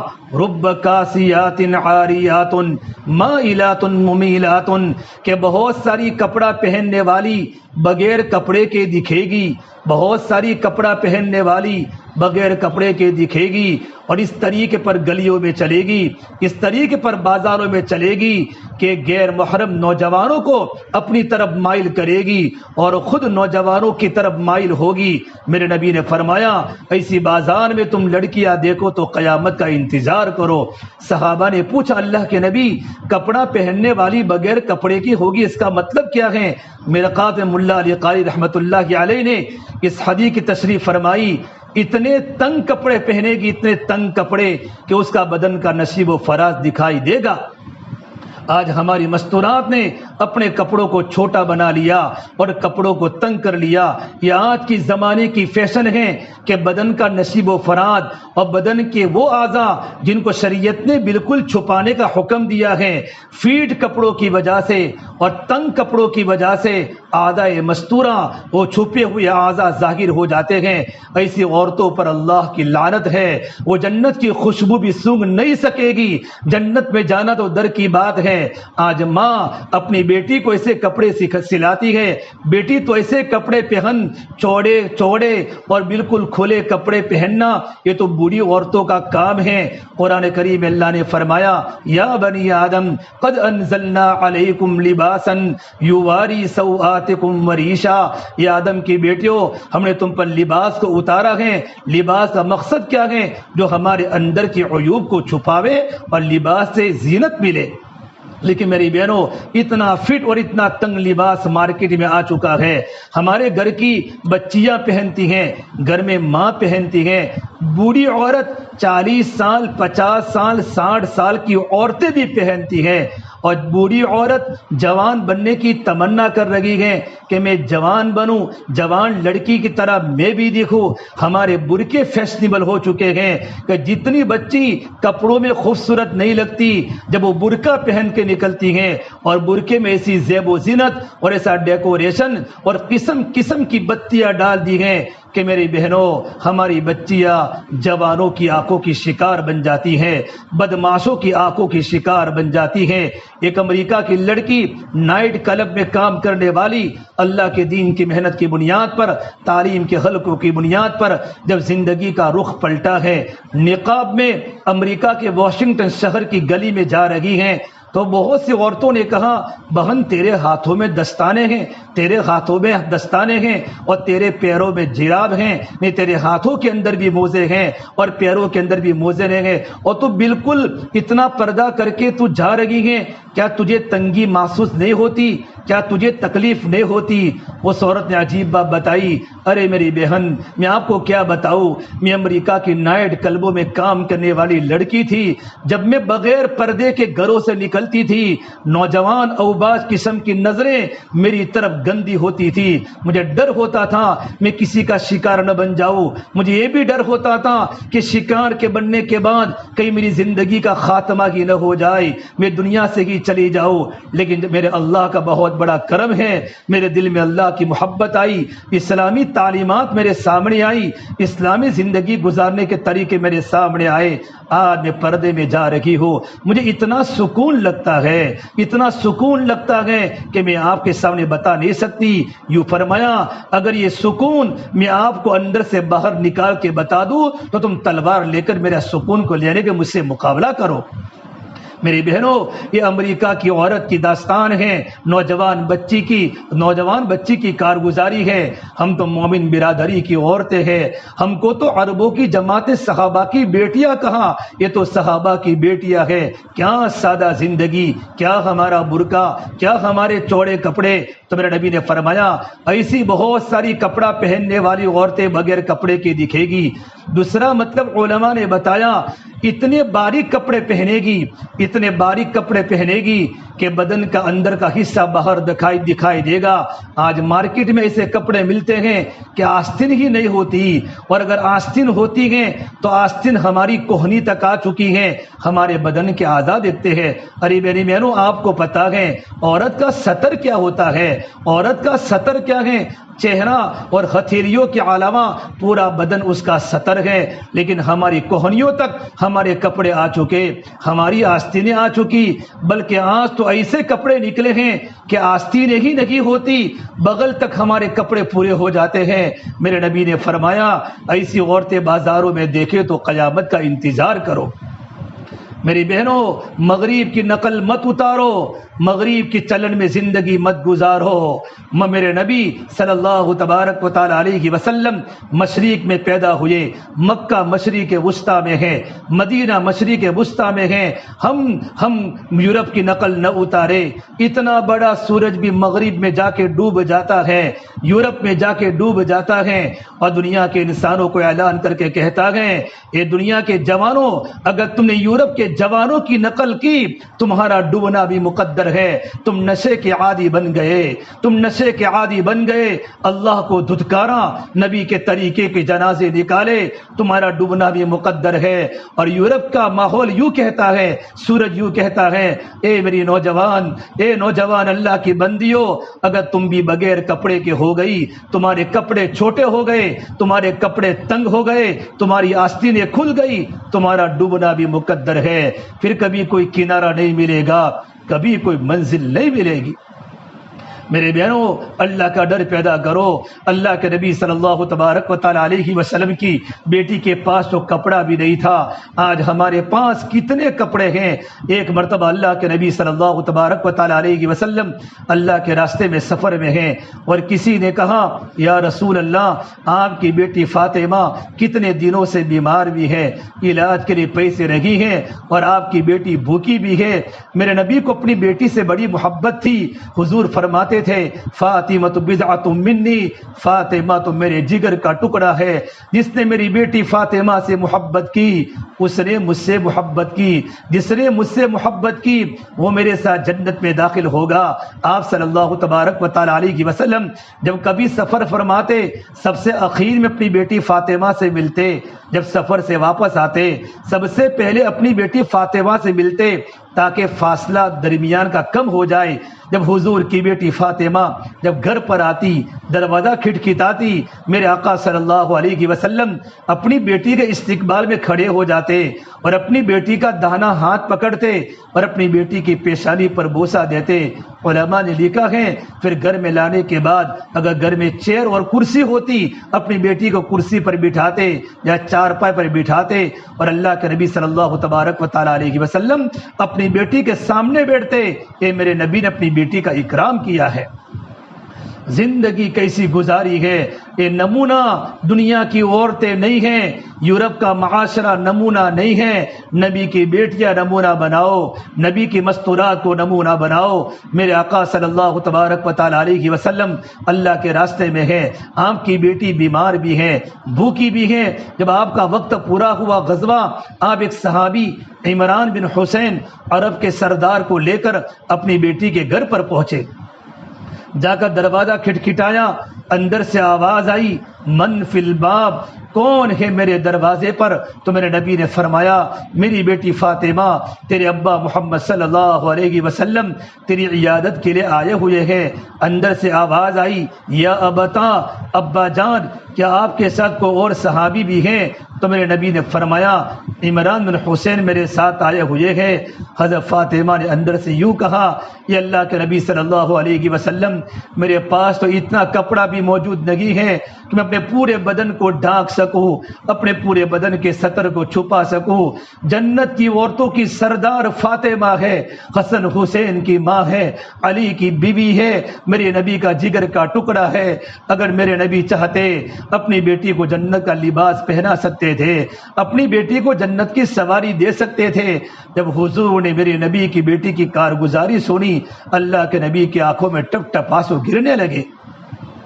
مسند احمد طبرانی کی روایت ہے آپ پر غشی طاری ہو گئی. جب آپ کو افاقہ ہوا اللہ کے نبی صلی اللہ تبارک و تعالی علیہ وسلم کے بدن پر دو چادریں تھی. ایک چادر آپ نے اوپر پہنی ہوئی تھی اور ایک چادر آپ نے تہبند کی لنگی کی شکل میں پہنی تھی. آپ نے اپنی اوپر کی چادر کو اتارا اور کہا میری بیٹی فاطمہ تم اس سے پردہ کر لو. میری بہنوں جو عورت جنت کی عورتوں کی سردار ہو اس کے پاس ایک کپڑا بھی نہ ہو جس سے پورا بدن ڈھانک سکے. آج ہماری بچیوں کے پاس 10 نہیں 15 جوڑی کپڑے ہوتے ہیں, 20 جوڑی کپڑے ہوتے ہیں. ابھی یہ کپڑے پرانے بھی نہیں ہوتے, بازار میں نئی فیشن آئی کپڑوں کی پھر کپڑے خریدے. ابھی یہ کپڑے ابھی پہنے بھی نہ تھے, نئی فیشن آ گئی نئے کپڑے خریدے. ہمارا سارا پیسہ فیشن میں جا رہا ہے, کپڑوں میں جا رہا ہے. زندگی سنت پر لاؤ. پھر میرے آقا صلی اللہ علیہ وسلم اپنی بیٹی فاطمہ کے گھر میں داخل ہوئے. چھوٹا سا کھجوروں کا بنا ہوا خیمہ تھا. آپ گھر میں داخل ہوئے تو دیکھا بیٹی فاطمہ ٹاڑ پر سوئی ہوئی ہے. ارے میری بہنوں ہم اپنے بارش کے موسم میں دیہاتوں میں گاؤں میں ہمارے گھروں کے آگے تو جو ٹانٹ رکھتے ہیں وہ تو اچھا ہوتا ہے, اس سے بھی گیا گزرا ٹانٹ پر جنت کی عورتوں کی سردار سوئی ہوئی ہے. اللہ کے نبی صلی اللہ تبارک و تعالی علیہ وسلم نے اپنی بیٹی کے سر پر ہاتھ رکھا تو پورا بدن گرم تھا, بخار تھا. آپ نے پوچھا کیف حالک یا فاطمہ, میری بیٹی فاطمہ تیری طبیعت کیسی ہے؟ حضرت فاطمہ نے روتے روتے جواب دیا ابا جان 7 دن ہو چکے ہیں آپ کی بیٹی فاطمہ کو روٹی کا ٹکڑا کھانے کو نہیں ملا. 7 دن ہو چکے ہیں آپ کی بیٹی فاطمہ کو روٹی کا ٹکڑا کھانے کو نہیں ملا۔ ارے میری بہنوں، اس نبی نے کیسی زندگی گزاری ہوگی جس نبی کی بیٹی کو گھر میں 7 دن کا فاقہ ہو۔ پھر حضرت فاطمہ رضی اللہ عنہا میرے نبی کے کندھے پر سر رکھ کر رونا شروع کیا۔ جب فاطمہ کو روتا دیکھا، اللہ کے نبی کا پیمانہ چھلک گیا اور ٹپ ٹپ آپ کی آنکھوں میں آنسو گرنے لگے، اور آپ نے یوں کہا، اللہ تب کیا فاطمہ، میری بیٹی فاطمہ تو مت رو، والذی بعث اباک بالحق ما ذقت من 3 ایام فواقا، میری بیٹی فاطمہ اس ذات کی قسم جس کے قبض محمد عربی کی جان ہے، بیٹی فاطمہ 3 دن ہو چکے ہیں تیرے ابا محمد صلی اللہ تبارک و تعالی علیہ وسلم کے پیٹ میں ایک روٹی کا لقمہ بھی داخل نہیں ہوا۔ اے میری بیٹی، تجھے صبر کرنا پڑے گا، مجھے بھی صبر کرنا پڑے گا۔ اے میری پیاری بیٹی، تیرے صبر پر، میرے صبر پر اللہ نے مجھے کلمہ دیا ہے، وہ کلمہ دنیا کے ہر کچے مکان میں جاوے گا، ہر پکے مکان میں جاوے گا۔ اے میری بیٹی فاطمہ، جہاں جہاں رات کی کرنیں، رات کی اندھیرا جاتا ہے اور سورج کی کرنیں جاتی ہیں، وہاں میرا لایا ہوا کلمہ پہنچ کے رہے گا۔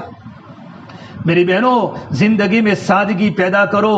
سادگی تو نبیوں کے گھروں کی چیز ہے اور فیشن تو یہودیوں کے گھروں کی چیز ہے۔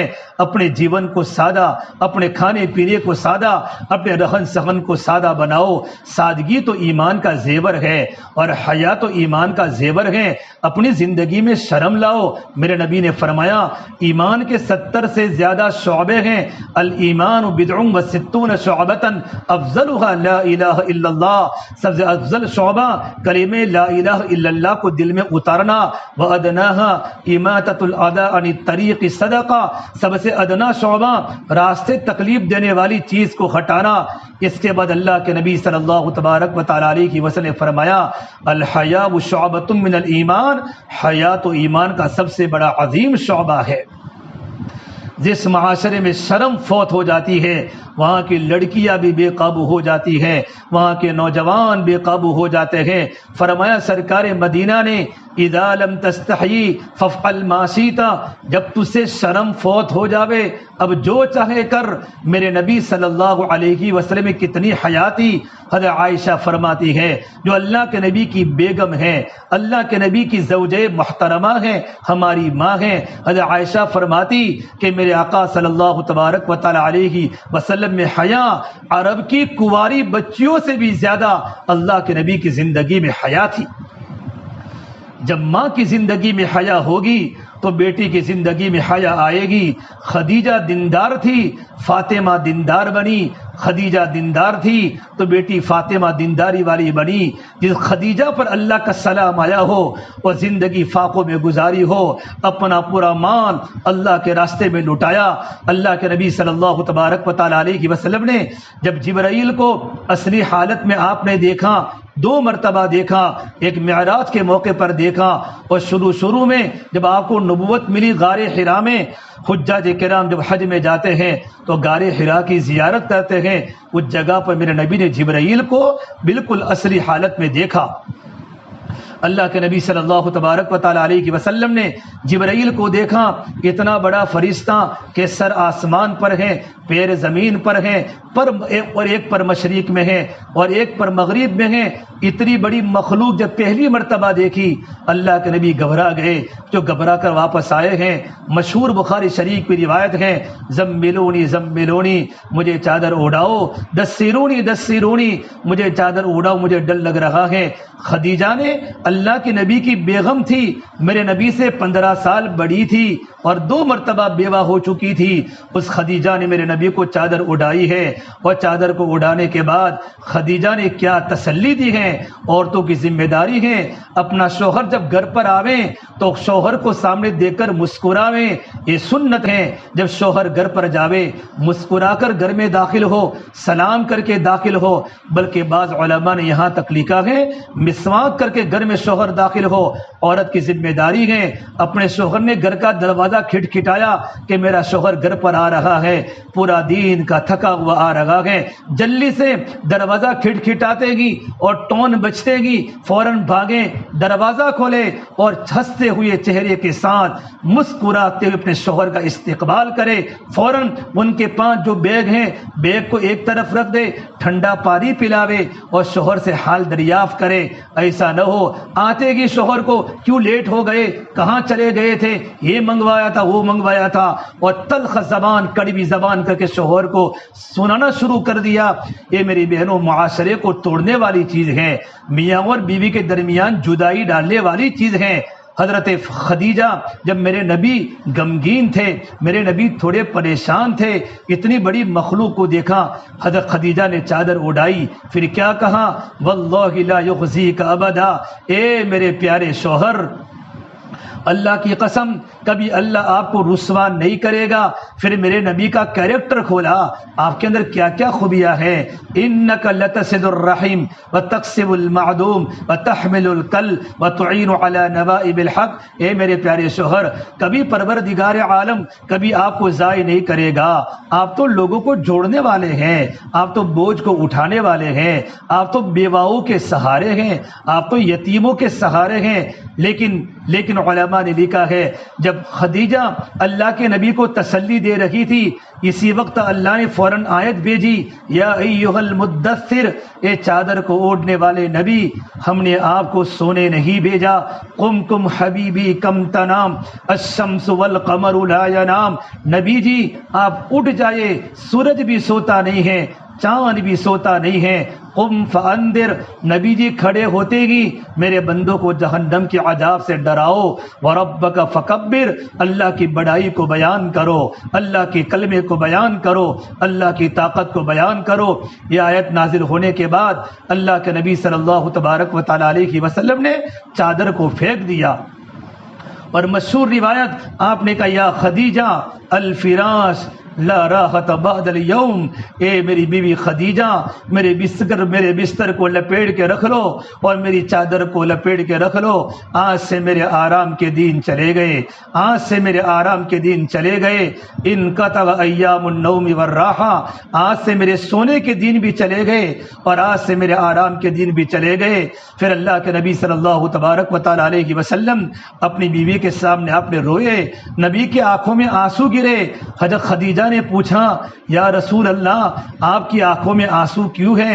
تو میرے نبی نے فرمایا، اے خدیجہ اللہ نے مجھے پورے عالم کا نبی بنا کر بھیجا ہے، قل یا ایھا الناس انی رسول اللہ الیکم جمیعا، لیکن میری بیوی خدیجہ تجھے پتا ہے چاروں طرف باطل ہے، چاروں طرف صنم کا ماحول ہے، چاروں طرف بتوں کا ماحول ہے، بیت اللہ میں 360 صنم اور بت ہیں، مکہ کے ہر گھر میں بت ہے، اے خدیجہ اس صنم کے ماحول میں سمد کی بات کون سنے گا، اور بتوں کے ماحول میں اللہ کی توحید کی بات کو کون سنے گا؟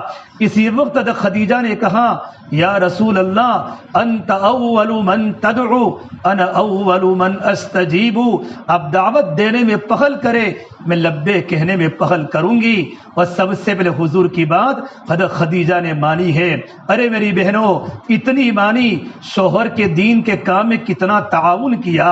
آج ہماری عورتیں اپنے شوہر کو ساتھ نہیں دیتی، شوہر یوں کہتا ہے بیٹے کو تم مت بگاڑ، عورت یوں کہتی ہے ایک ہی تو بیٹا ہے، اگر تم کیوں کماتے ہو، بیٹے کے لیے تو کماتے ہو، بیٹے کو موبائل بھی دو، بیٹے کو گاڑی بھی دو۔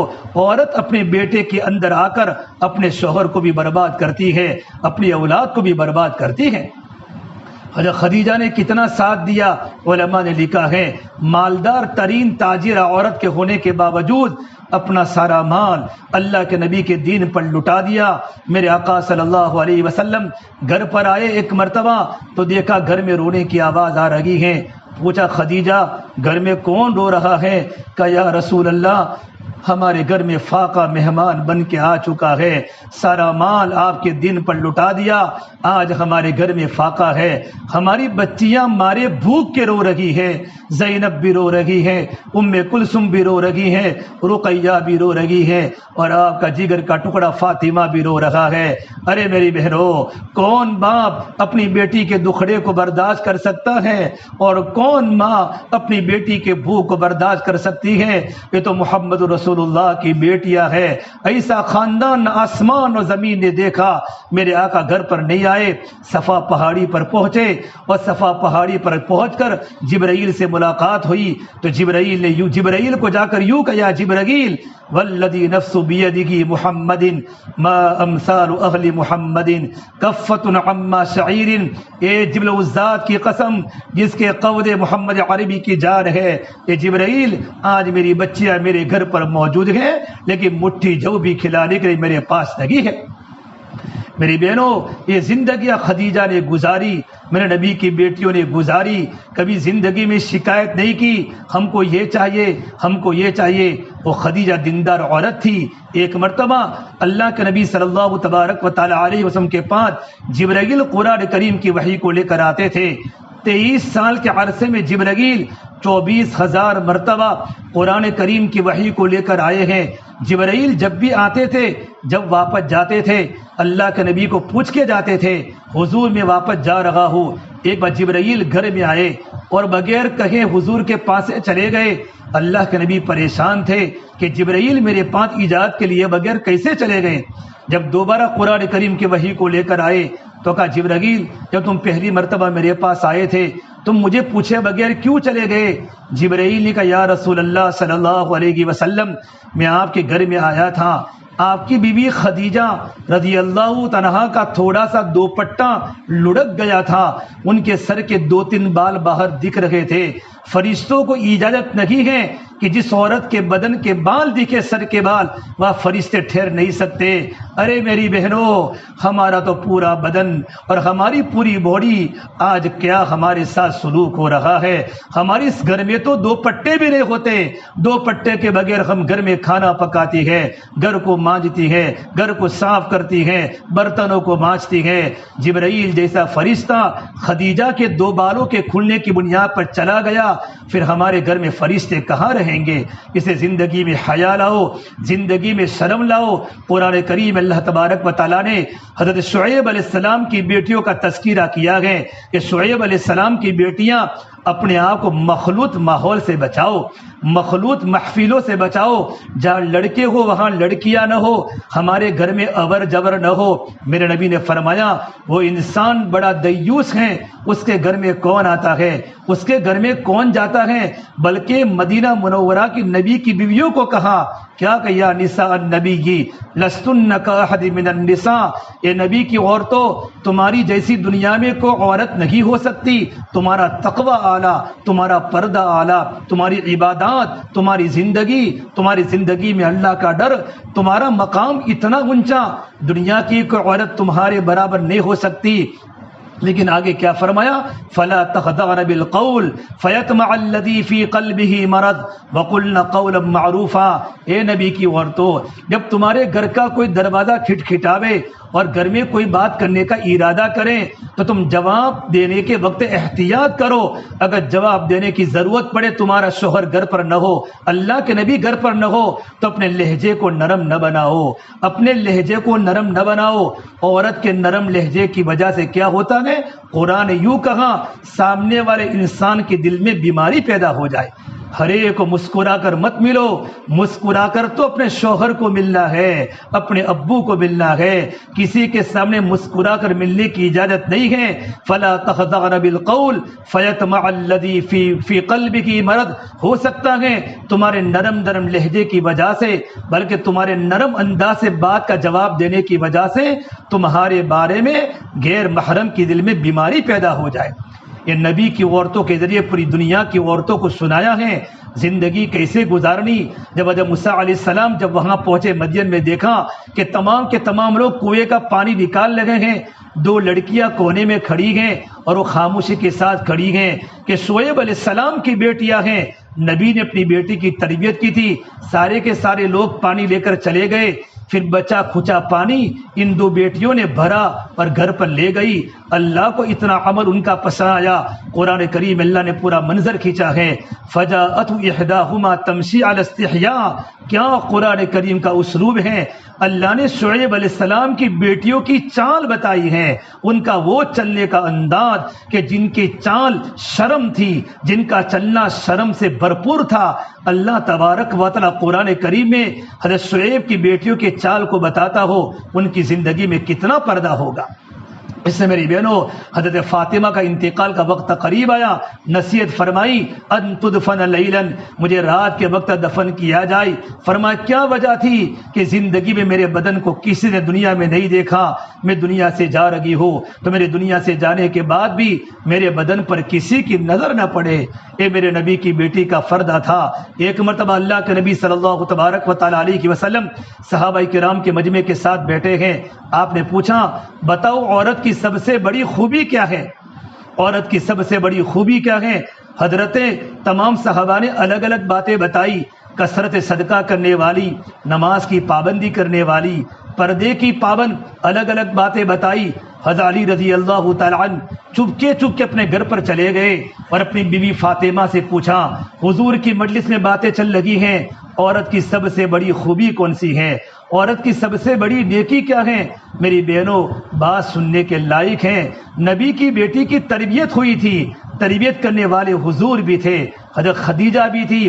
حضرت فاطمہ نے جواب دیا کہ زندگی اس طریقے پر گزاری ہو کہ بالغ ہونے کے بعد غیر محرم پر کبھی نظر نہ پڑی ہو. اور آگے کی بات عجیب بتائی, اس طریقے پر گھر کی کوٹھڑی میں رگی ہو کہ غیر محرم کی نظر بھی اس پر نہ پڑی ہو. جب یہ بات حضور کی خدمت میں پہنچی, اللہ کے نبی صلی اللہ تبارک و تعالی علیہ وسلم کا چہرہ مارے خوشی کے 14ویں کے چاند کی طرح چمکنے لگا. پھر آپ نے فرمایا فاطمہ میرے جگر کا ٹکڑا ہے, جس نے میری بیٹی فاطمہ سے محبت کی اس نے مجھ سے محبت کی, اور جس نے مجھ سے محبت کی وہ میرے ساتھ جنت میں داخل ہوگا. اس نے میری بہنوں اپنے گھروں میں حیا لاؤ, اپنے گھروں میں شرم لاؤ, اللہ کا ڈر پیدا کرو. مرنا ہے, قبر میں جانا ہے اور موت آنی ہے.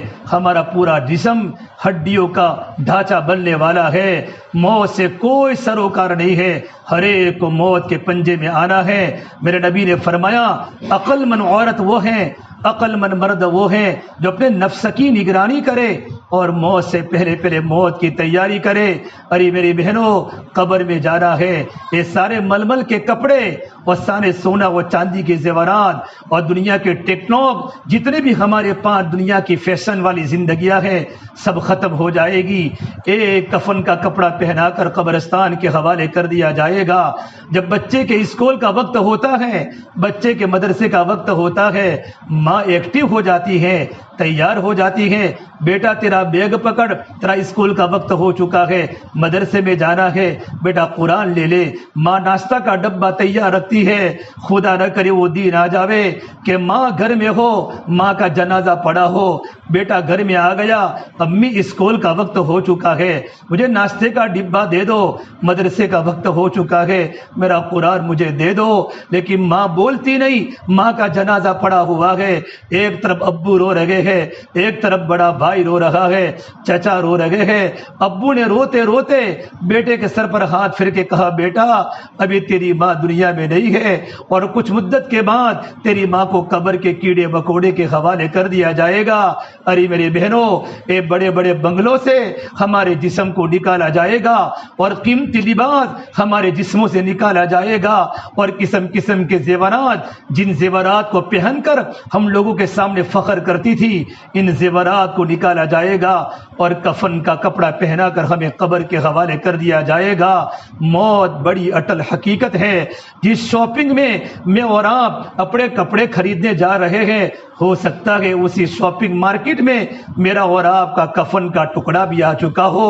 ارے میری بہنوں کتنی جوان لڑکیاں قبر کے کیڑے مکوڑوں کا شکار ہو گئی اور بوڑھے ماں باپ نے ان کے جنازے اٹھائے. اٹھتی جوانیاں مت دیکھو, اٹھتے جنازے دیکھو، شادی کی بارات مت دیکھو، موت کے ماتم دیکھو، ہم سب کو مرنا ہے اور ہم سب کو قبر میں جانا ہے، اللہ کے سامنے کھڑا ہونا ہے۔ آج میری بہنوں ارادہ کر کے جاؤ، اپنی زندگی کے روح کو بدلنا ہے۔ آنکھوں کا دیکھنا سگی ہو جائے، زبان کا بولنا سگی ہو جائے، کانوں کا سننا سگی ہو جائے، میرا دل کا روح اللہ کی طرف متوجہ ہو جائے، میرا گھر جنت کا نمونہ بنے، میرا معاشرہ پاکیزہ بنے۔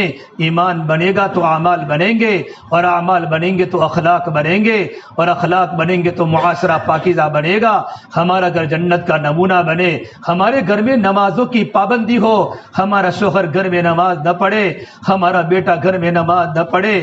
مسجد مردوں کے لیے بنائی ہے، مسجد مردوں کے لیے بنائی ہے، عورتیں نماز کی پابند ہو جائے، بلکہ تہجد کے وقت ہماری عورتیں نماز پڑھے۔ میرے نبی نے فرمایا کیسی مبارک خاتون ہیں جو رات کے اندھیرے میں نماز کے لیے مصلی بچھاوے اور اپنے شوہر کو اٹھاوے، اگر اس کا شوہر نہ اٹھے اس کے شوہر کے چہرے پر پانی ڈالے، پانی کا چھڑکاؤ کرے، اس کا شوہر اٹھے۔ پھر میرے نبی نے فرمایا وہ کتنا بڑا مبارک شوہر ہے کہ رات کے اندھیرے میں اڑ جاوے اور اپنی بیوی کو جگاوے، اور بیوی نہ اٹھے تو بیوی کے آنکھوں میں پانی کے قطرے ڈالے، پھر دونوں میاں بیوی کمرے میں جا کر نماز پڑھ رہے ہو۔ جب ماں بھی نماز پڑھے اور باپ بھی نماز پڑھے اور میاں اور بیوی گھر میں نماز پڑھ رہے ہو، ہمارے بچے کیا بے دین ہو سکتے ہیں؟ ہمارے بچے جنید بغدادی بن سکتے ہیں، ہمارے بیٹے وقت کے شبلی بن سکتے ہیں، وقت کے عمر پالم پوری بن سکتے ہیں، لیکن ماں باپ کو دیندار بننا ضروری ہے۔ مولانا علی میاں ندوی رحمۃ اللہ علیہ ہندوستان کے چوٹی کے عالم، عرب و عجم کے بہت بڑے عالم، فرماتے ہیں میں چھوٹا سا بیٹا تھا، جب رات کا وقت ہوتا تھا میرے گھر میں رونے کی آوازیں آتی تھی، ایک طرف میری ماں رو رہی ہے اور ایک طرف میرے بچے رو رہے، ایک طرف میری بہنیں رو رہی ہیں۔ رات کے اندھیرے میں میں اپنی ماں کی دردناک روتی ہوئی آواز کو سن کر میں اٹھ جاتا تھا اور ماں کی گود میں بیٹھتا تھا۔ ماں تو کیوں روتی ہے؟ ماں تجھے کیا تکلیف ہے؟ تو میری ماں میرے سینے پر، میرے سر پر ہاتھ رکھ کر مجھے اپنی گود میں لٹا کر اللہ کو کہتی کہ اللہ میرے بیٹے کو نیک بنا دے، تو میرے بیٹے سے دین کا کام لے لے، میرے بیٹے کو غلط صحبت سے بچانے۔ مولانا علی میاں فرماتے ہیں رحمت اللہ علیہ جب میں تھوڑا سا بڑا ہوا، جب میں ندوۃ العلماء لکھنؤ میں پڑھنے کے لیے گیا، ماں نے میرے اوپر خطوط لکھے ہیں۔ ارے ماں اپنے بیٹے کو کیا سمجھا سکتی ہے؟ ماں اپنے بیٹے کو دین کیسے سمجھاوے؟ لیٹر لکھیں، ایک لیٹر میں یوں لکھا، اے میرے بیٹے علی میاں تم میرے اکیلے بیٹے ہو، اگر پروردگار عالم اگر مجھے 100 بیٹے عطا فرماتا میں اپنے 100 کے 100 بیٹے کو عالم دین بناتی، لیکن بیٹے تم اکیلے ہو، میں اللہ سے دعا کرتی ہوں کہ پروردگار عالم تمہارے اندر 100 اللہ والوں کی خوبیاں پیدا کرے۔ پوری دنیا جانتی ہے، عرب جانتے ہیں، عجب جانتے ہیں، اللہ نے کتنا بڑا کام لیا۔ بڑے بڑے عرب ملکوں کے پرائم منسٹروں نے حضرت مولانا کو بہت بڑے بڑے ایوارڈ دیے، جب وہ عربی میں بیان کرتے تھے بڑے بڑے عرب علماء کی آنکھوں میں آنسو نکل جاتے تھے۔ اتنا بڑا کام ماں کی دعاؤں سے اللہ نے لیا ہے۔ اس سے میری بہنوں یہ ہماری گلشن نگر کی سوسائٹی میں اللہ کا دین زندہ کیسے ہوئے، اس کے لیے یہ ہمارے جوڑ بھی ہوتے ہیں، جمع بھی ہوتے ہیں۔ ہم اللہ کے دین کی محنت بھی کریں، اپنے شوہروں کو اللہ کے راستے میں نکالے، جوان لڑکوں کو اللہ کے راستے میں نکالے، ان کی آنکھوں میں حیا لانی ہے، بچوں کو دیندار بنانا ہے، شوہر کو اللہ کا حکموں کا پابند بنانا ہے۔ اللہ کے راستے کی محنت ہے، ان کو جماعتوں میں نکالو، اور خود آپ کی بھی ترتیب بناؤ۔ آپ اللہ کے راستے میں 3 دن نکلو اپنے محرم کے ساتھ، ہر 3 مہینے میں 3 مرتبہ 3 دن لگ جاوے۔ اللہ کے راستے میں 10 دن نکلو، 2 مرتبہ 10 دن نکل جاؤ، اللہ کے راستے میں چلے میں جاؤ، بیرون جاؤ۔ کتنی مستورات بیرون کے سفر کر کے آئی اور افریقہ کے ملکوں میں کام کر کے آئی، افریقہ کی عورتوں کی زندگیاں پلٹ گئی، ان کے گھروں میں دین چمکنے لگا۔ میری بہنوں کام زندہ ہوا ہے قربانی کے ساتھ، اور اپنے گھروں کی فضا بنانے کے لیے گھروں میں تعلیم کے حلقے کو زندہ کرو۔ ہمارے گھر میں قرآن کی تلاوت ہو، صبح شام کی تسبیحات کی پابندی ہو، کھانا بناتے بناتے بھی اللہ کو یاد کرو، اللہ کا ذکر کر کے کھانا پکاؤں گی۔ یہ لقمے جب ہمارے بیٹوں کے پیٹوں میں جائیں گے، ہماری بیٹوں کی زندگی عمل پر پڑے گی، زندگی میں سنتوں کا شوق آئے گا۔ برتن دھوتے دھوتے بھی اللہ کو یاد کرو۔ مولانا محمد زکریا صاحب کی بیٹیاں روٹی پکاتے پکاتے 3-4 پارے پڑھ لیتی تھی اور کہتی امی جان روٹی بھی پک گئی، ہمارے 3-4 پارے بھی مکمل ہو گئے. ایک گھروں کی فضا تھی، 24 گھنٹے ان کی لڑکیاں، حضرت شیخ کی بیٹیاں دین کے کام میں قرآن کے پڑھے مشغول ہوتی تھی. اس سے میری بہنوں، گھروں میں فضائل اعمال کی تعلیم کا حلقہ زندہ کرو. فضائل اعمال کی تعلیم ہمارے گھر میں ہوگی انشاءاللہ. یہ تعلیم کے اندر 5 ارکان ہیں، ایمان بھی ہیں، نماز کے فضائل، ذکر کے فضائل، اللہ کے راستے میں نکلنے کے فضائل، مالداروں کے حقوق ہیں، غریبوں کے حقوق ہیں، موت کے مناظر ہیں، اللہ کے نبی کی بیٹیوں کی زندگیاں ہیں، اور اللہ کے نبی کی مستورات کے واقعات ہیں. وہ کتابیں ہمارے سامنے آئے گی، ہمارے بیٹوں کی زندگی عمل پر پڑے گی، اور 6 صفات کا مذاکرہ ہمارے گھروں میں ہوئے. موٹے موٹے 6 صفات: ایمان، نماز، علم و ذکر، اقرار مسلم، اخلاص، اللہ کے راستے میں نکلنے کے جذبے، اعلاء کلمت اللہ کے لیے جانوں کو کھپانا. یہ 6 صفات ہمارے گھروں میں زندہ ہوں گے، مذاکرے ہوں گے، ہمارے بچے دین کے داعی بنیں گے. مولانا عمر صاحب پالم پوری فرماتے تھے، اگر ہم نے گھروں میں قرآن کریم کی تلاوت نہ کی، اور اگر ہم نے اپنے گھروں میں تعلیم کے حلقے شروع نہ کیے، ہم گھر پر رہتی ہوئی بھی بے گھر ہو جائے گی. ہماری بیٹیاں پردوں کے باہر آ جائے گی، ہمارے جوان لڑکے آوارہ بن جائیں گے. یہ تعلیم کا جو عمل ہمارے گھروں میں ہے، اس سے ہمارے بچے قابو میں رہیں گے. مولانا عمر صاحب فاروق پوری فرماتے تھے، اگر گھروں میں تعلیم کے حلقے نہ لگائے، ہمارے گھر میں وہ سارے کے سارے کام ہوں گے یہود و نصارہ کے گھروں میں ہوتے ہیں، اور ہمیں پتہ بھی نہیں چلے گا. اس سے میری بہنوں، آج اللہ کے دین کی بات سننے آپ آئی ہیں، ہمیشہ آتی رہتی ہیں. ہر گھر میں قرآن کی تلاوت ہو، روزانہ 4 عمل کی پابندی ہو، فجر کے بعد سورہ یاسین کا معمول ہو، مغرب کے بعد سورہ تبارک الذی، الف لام میم سجدہ اور سورۃ الواقعہ. اس کے علاوہ روزانہ کم سے کم 1 پارہ قرآن کریم کے پڑھنے کا معمول بنے. صبح شام کی 3 تسبیحات کی پابندی ہو، اور میری بہنوں مسنون دعاؤں کا اہتمام ہو.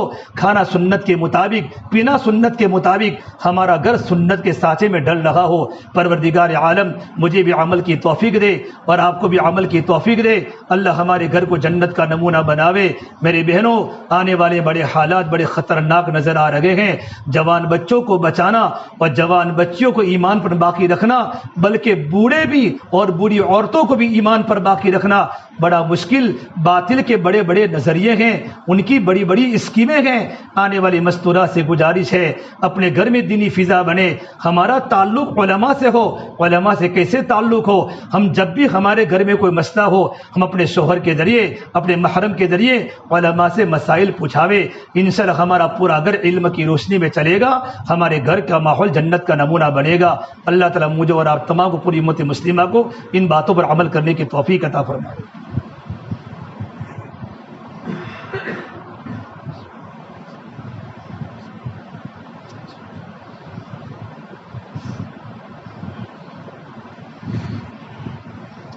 اللهم لك الحمد كله ولك الشكر كله ولك الخير كله وإليه يرجع الأمر كله. اللهم صل على سيدنا محمد وعلى آل سيدنا محمد وبارك وسلم. ربنا ظلمنا أنفسنا وإن لم تغفر لنا وترحمنا لنكونن من الخاسرين. پروردگار عالم ہمارے گناہوں کو معاف فرما. یا اللہ ہماری خطایا سے درگزر فرما. یا اللہ ہماری سیئات کو حسنات سے مبدل فرما. یا اللہ تیرا تعلق ہم سب کو نصیب فرما. یا اللہ تیری ذات عالی سے ہونے کا یقین زندگی میں پیدا فرما. یا اللہ تو ہم سے راضی ہو جا، ہمیں اپنے آپ سے راضی فرما لے. یا اللہ تو ہمارا بن جا، تو ہمیں اپنا بنا لے. یا اللہ پوری امت کی پوری مغفرت فرما. یا اللہ امت کی جان کی، مال کی، عزت کی، آبرو کی حفاظت فرما. یا اللہ امت کی پریشانیوں کو دور فرما. یا اللہ یہ خواتین کا جمع ہونا قبول فرما. یا اللہ جو ذرہ خیر وجود میں آیا ہو اس کی آبیاری فرما. یا اللہ ہمیں دین کا پابند بنا دے. یا اللہ خواتین بڑی باتیں دل پر لیتی ہیں. یا اللہ جب ان کی زندگی میں دین آ جاتا ہے، پورا خاندان دیندار بن جاتا ہے. یا اللہ عورت کی صلاح پورے قبیلے کی صلاح ہے، اور عورت کا فساد پورے قبیلے کا فساد ہے. یا اللہ ہمارے بچوں کو نیک بنا دے، ہماری بچیوں کو نیک بنا دے، ہمارے گھر والوں کو نیک بنا دے. یا اللہ تیرے نبی نے بڑی قربانی سے اس امت کو امت بنایا تھا. ہماری سوسائٹی کا معاشرہ مدینہ منورہ جیسا معاشرہ بنا دے. ہمارے جوان لڑکوں کو ابو دردہ کی طرح، ابو دجانہ، ابو قتادہ اور وہ 4 عبادلہ، عبداللہ بن عمر، ابن مسعود، عبداللہ بن زبیر، ایسے ہمارے جوان بیٹے بنا دے. علم حدیث کا شوق زندگی میں پیدا فرما دے. ہماری آنکھوں میں حیا کا کاجل لگا دے. ہمارے کانوں کو قرآن کے نغموں سے آشنا کر دے. یا اللہ ہماری بیٹیوں کو، یا اللہ صحابہ کی بیٹیوں کی طرح بنا دے، ہماری بیٹیوں میں حیا لا دے۔ یا اللہ دنیا کا ماحول بڑا فساد کی طرف ہے، ہمارا بڑا امتحان ہے۔ یا تیرے نبی نے فرمایا قرب قیامت میں ایمان پر جمنا اتنا مشکل ہوگا جتنا ہاتھوں میں انگارے کو رکھنا۔ اے اللہ یہاں کے علماء، دنیا میں بڑے بڑے علماء یا اللہ فکر کر رہے ہیں، ان علماء کی قدر ہمارے دلوں میں ڈال دے، اہل علم کی، اہل ذکر کی عظمت ہمارے دلوں میں ڈال دے۔ یا اللہ علماء کرام جس جگہ پر نہیں ہیں اس جگہ پر لوگوں کو نماز کا پتہ نہیں ہے، نوجوان لڑکوں کو قرآن کا پتہ نہیں ہے۔ یا اللہ اہل علم کی قدر عظمت دل میں پیدا فرما دے۔ یا اللہ دعوت کا کام پورے عالم میں زندہ فرما دے۔ یا اللہ خواتین کی جماعتیں بن رہی ہو، یا اللہ نوجوان بچے جماعتوں میں نکل لگے ہو، کتنے بگڑے ہوئے جوان یا اللہ راتوں کو رونے والے بن گئے، اور کتنی بگڑی ہوئی لڑکیاں یا اللہ گھروں کے کھوٹے بن گئی اور گھروں کی دیواروں میں رہنے والی بن گئی، پردے کا پابند بن گئی۔ یا اللہ ہمارے معاشرے کو پاکیزہ بنا دے، ہمارے معاملات کو صحیح فرما دے، ہمارے عبادات میں جان پیدا فرما دے، رات کی خلوت پاک فرما دے۔ یا اللہ بے پردگی سے بچا دے، موبائل کے فتنوں سے بچا دے، موبائل کے فتنوں سے بچا دے۔ یا اللہ موبائل کے فتنوں سے بچا دے۔ یا اللہ ٹک ٹاک سے ہمیں بچا دے۔ یا اللہ سیریل دیکھنے سے ہمیں بچا دے، ہمارے بچوں کو نشوں کی عادت سے بچا دے۔ یا اللہ جب یہ عادت پھیلتی ہے یا اللہ آگ کی طرح پوری سوسائٹی میں پھیل جاتی ہے، یا اللہ محنت کرنے والوں کو قبول فرما، ان کو ہمت عطا فرما، ان کی اولادوں کو نیک اور صالح بنا۔ یا اللہ دینداری گھر گھر میں زندہ فرما۔ یا اللہ ہمارے بزرگوں نے تیرے نیک بندوں نے بڑی محنتیں کی ہیں، ان کی قربانی کو قبول فرما کر پورے عالم میں ہدایت کو عام فرما۔ یا اللہ ہماری مغفرت فرما، ہمارے ماں باپ کی مغفرت فرما، ہمارے بچوں کی گھر والوں کی مغفرت فرما، ہمارے رشتہ داروں کی مغفرت فرما، ہمارے دوستوں کی مغفرت فرما، اساتذہ کی شاگردوں کی مغفرت فرما۔ یا اللہ یہ جو ساتھی یہاں بیٹھے ہیں، یہ مستورات یہاں جمع ہوئی ہے، ان تمام کی مغفرت فرما، ہر ایک کو گناہوں سے پاک اور صاف فرما۔ یا اللہ پورے عالم کے مسلمانوں کی مغفرت فرما۔ یا اللہ تیرے پیارے نبی صلی اللہ تبارک و تعالی علیہ وسلم نے جتنی خیر کی اللہ دعائیں کی ہیں، تیرے نیک بندے انبیاء علیہ السلام نے، صحابہ نے، ہم بھی تیرے سامنے خیر کا بھلائی کا سوال کرتے ہیں، ہمارے اور پوری امت کے حق میں خیر مقدر فرما۔ اللہ جن برائیوں سے، جن فتنوں سے، جن شرور سے، اللہ جن آفتوں سے پناہ چاہیے ہے، یا اللہ ہم بھی تیرے سامنے پناہ مانگتے ہیں، ہماری اور پوری امت کی حفاظت فرما۔ یا اللہ ہمارے دل کو ہر ایک کے بارے میں پاک اور صاف فرما۔ یا اللہ حسد کرنے سے ہمیں حفاظت فرما۔ یا اللہ کسی کو تکلیف پہنچانے سے ہماری حفاظت فرما۔ مرنا ہے، قبر میں جانا ہے، کوئی تیاری نہیں ہے میرے مولا، سفر بڑا لمبا ہے، توشہ پاس نہیں ہے، راستہ بڑا وحشتناک ہے۔ یا اللہ موت سے پہلے موت کی تیاری کرنے والا بنا دے، ہمارے جنازے اٹھنے کے پہلے موت کی تیاری کرنے کا بنا دے۔ یا اللہ ہمارے غسل دیے جانے کے پہلے ہمیں گناہوں کا غسل دے دے۔ اے پروردگار عالم ہماری دعاؤں کو اپنے فضل و کرم سے پیارے حبیب محمد مصطفیٰ سرور کونین سرکار دو عالم صلی اللہ تبارک و تعالی علیہ وسلم کے صدقہ طفیل ہم سب گنہگاروں کی دعاؤں کو رب العالمین اپنی بارگاہ میں قبول فرما دے۔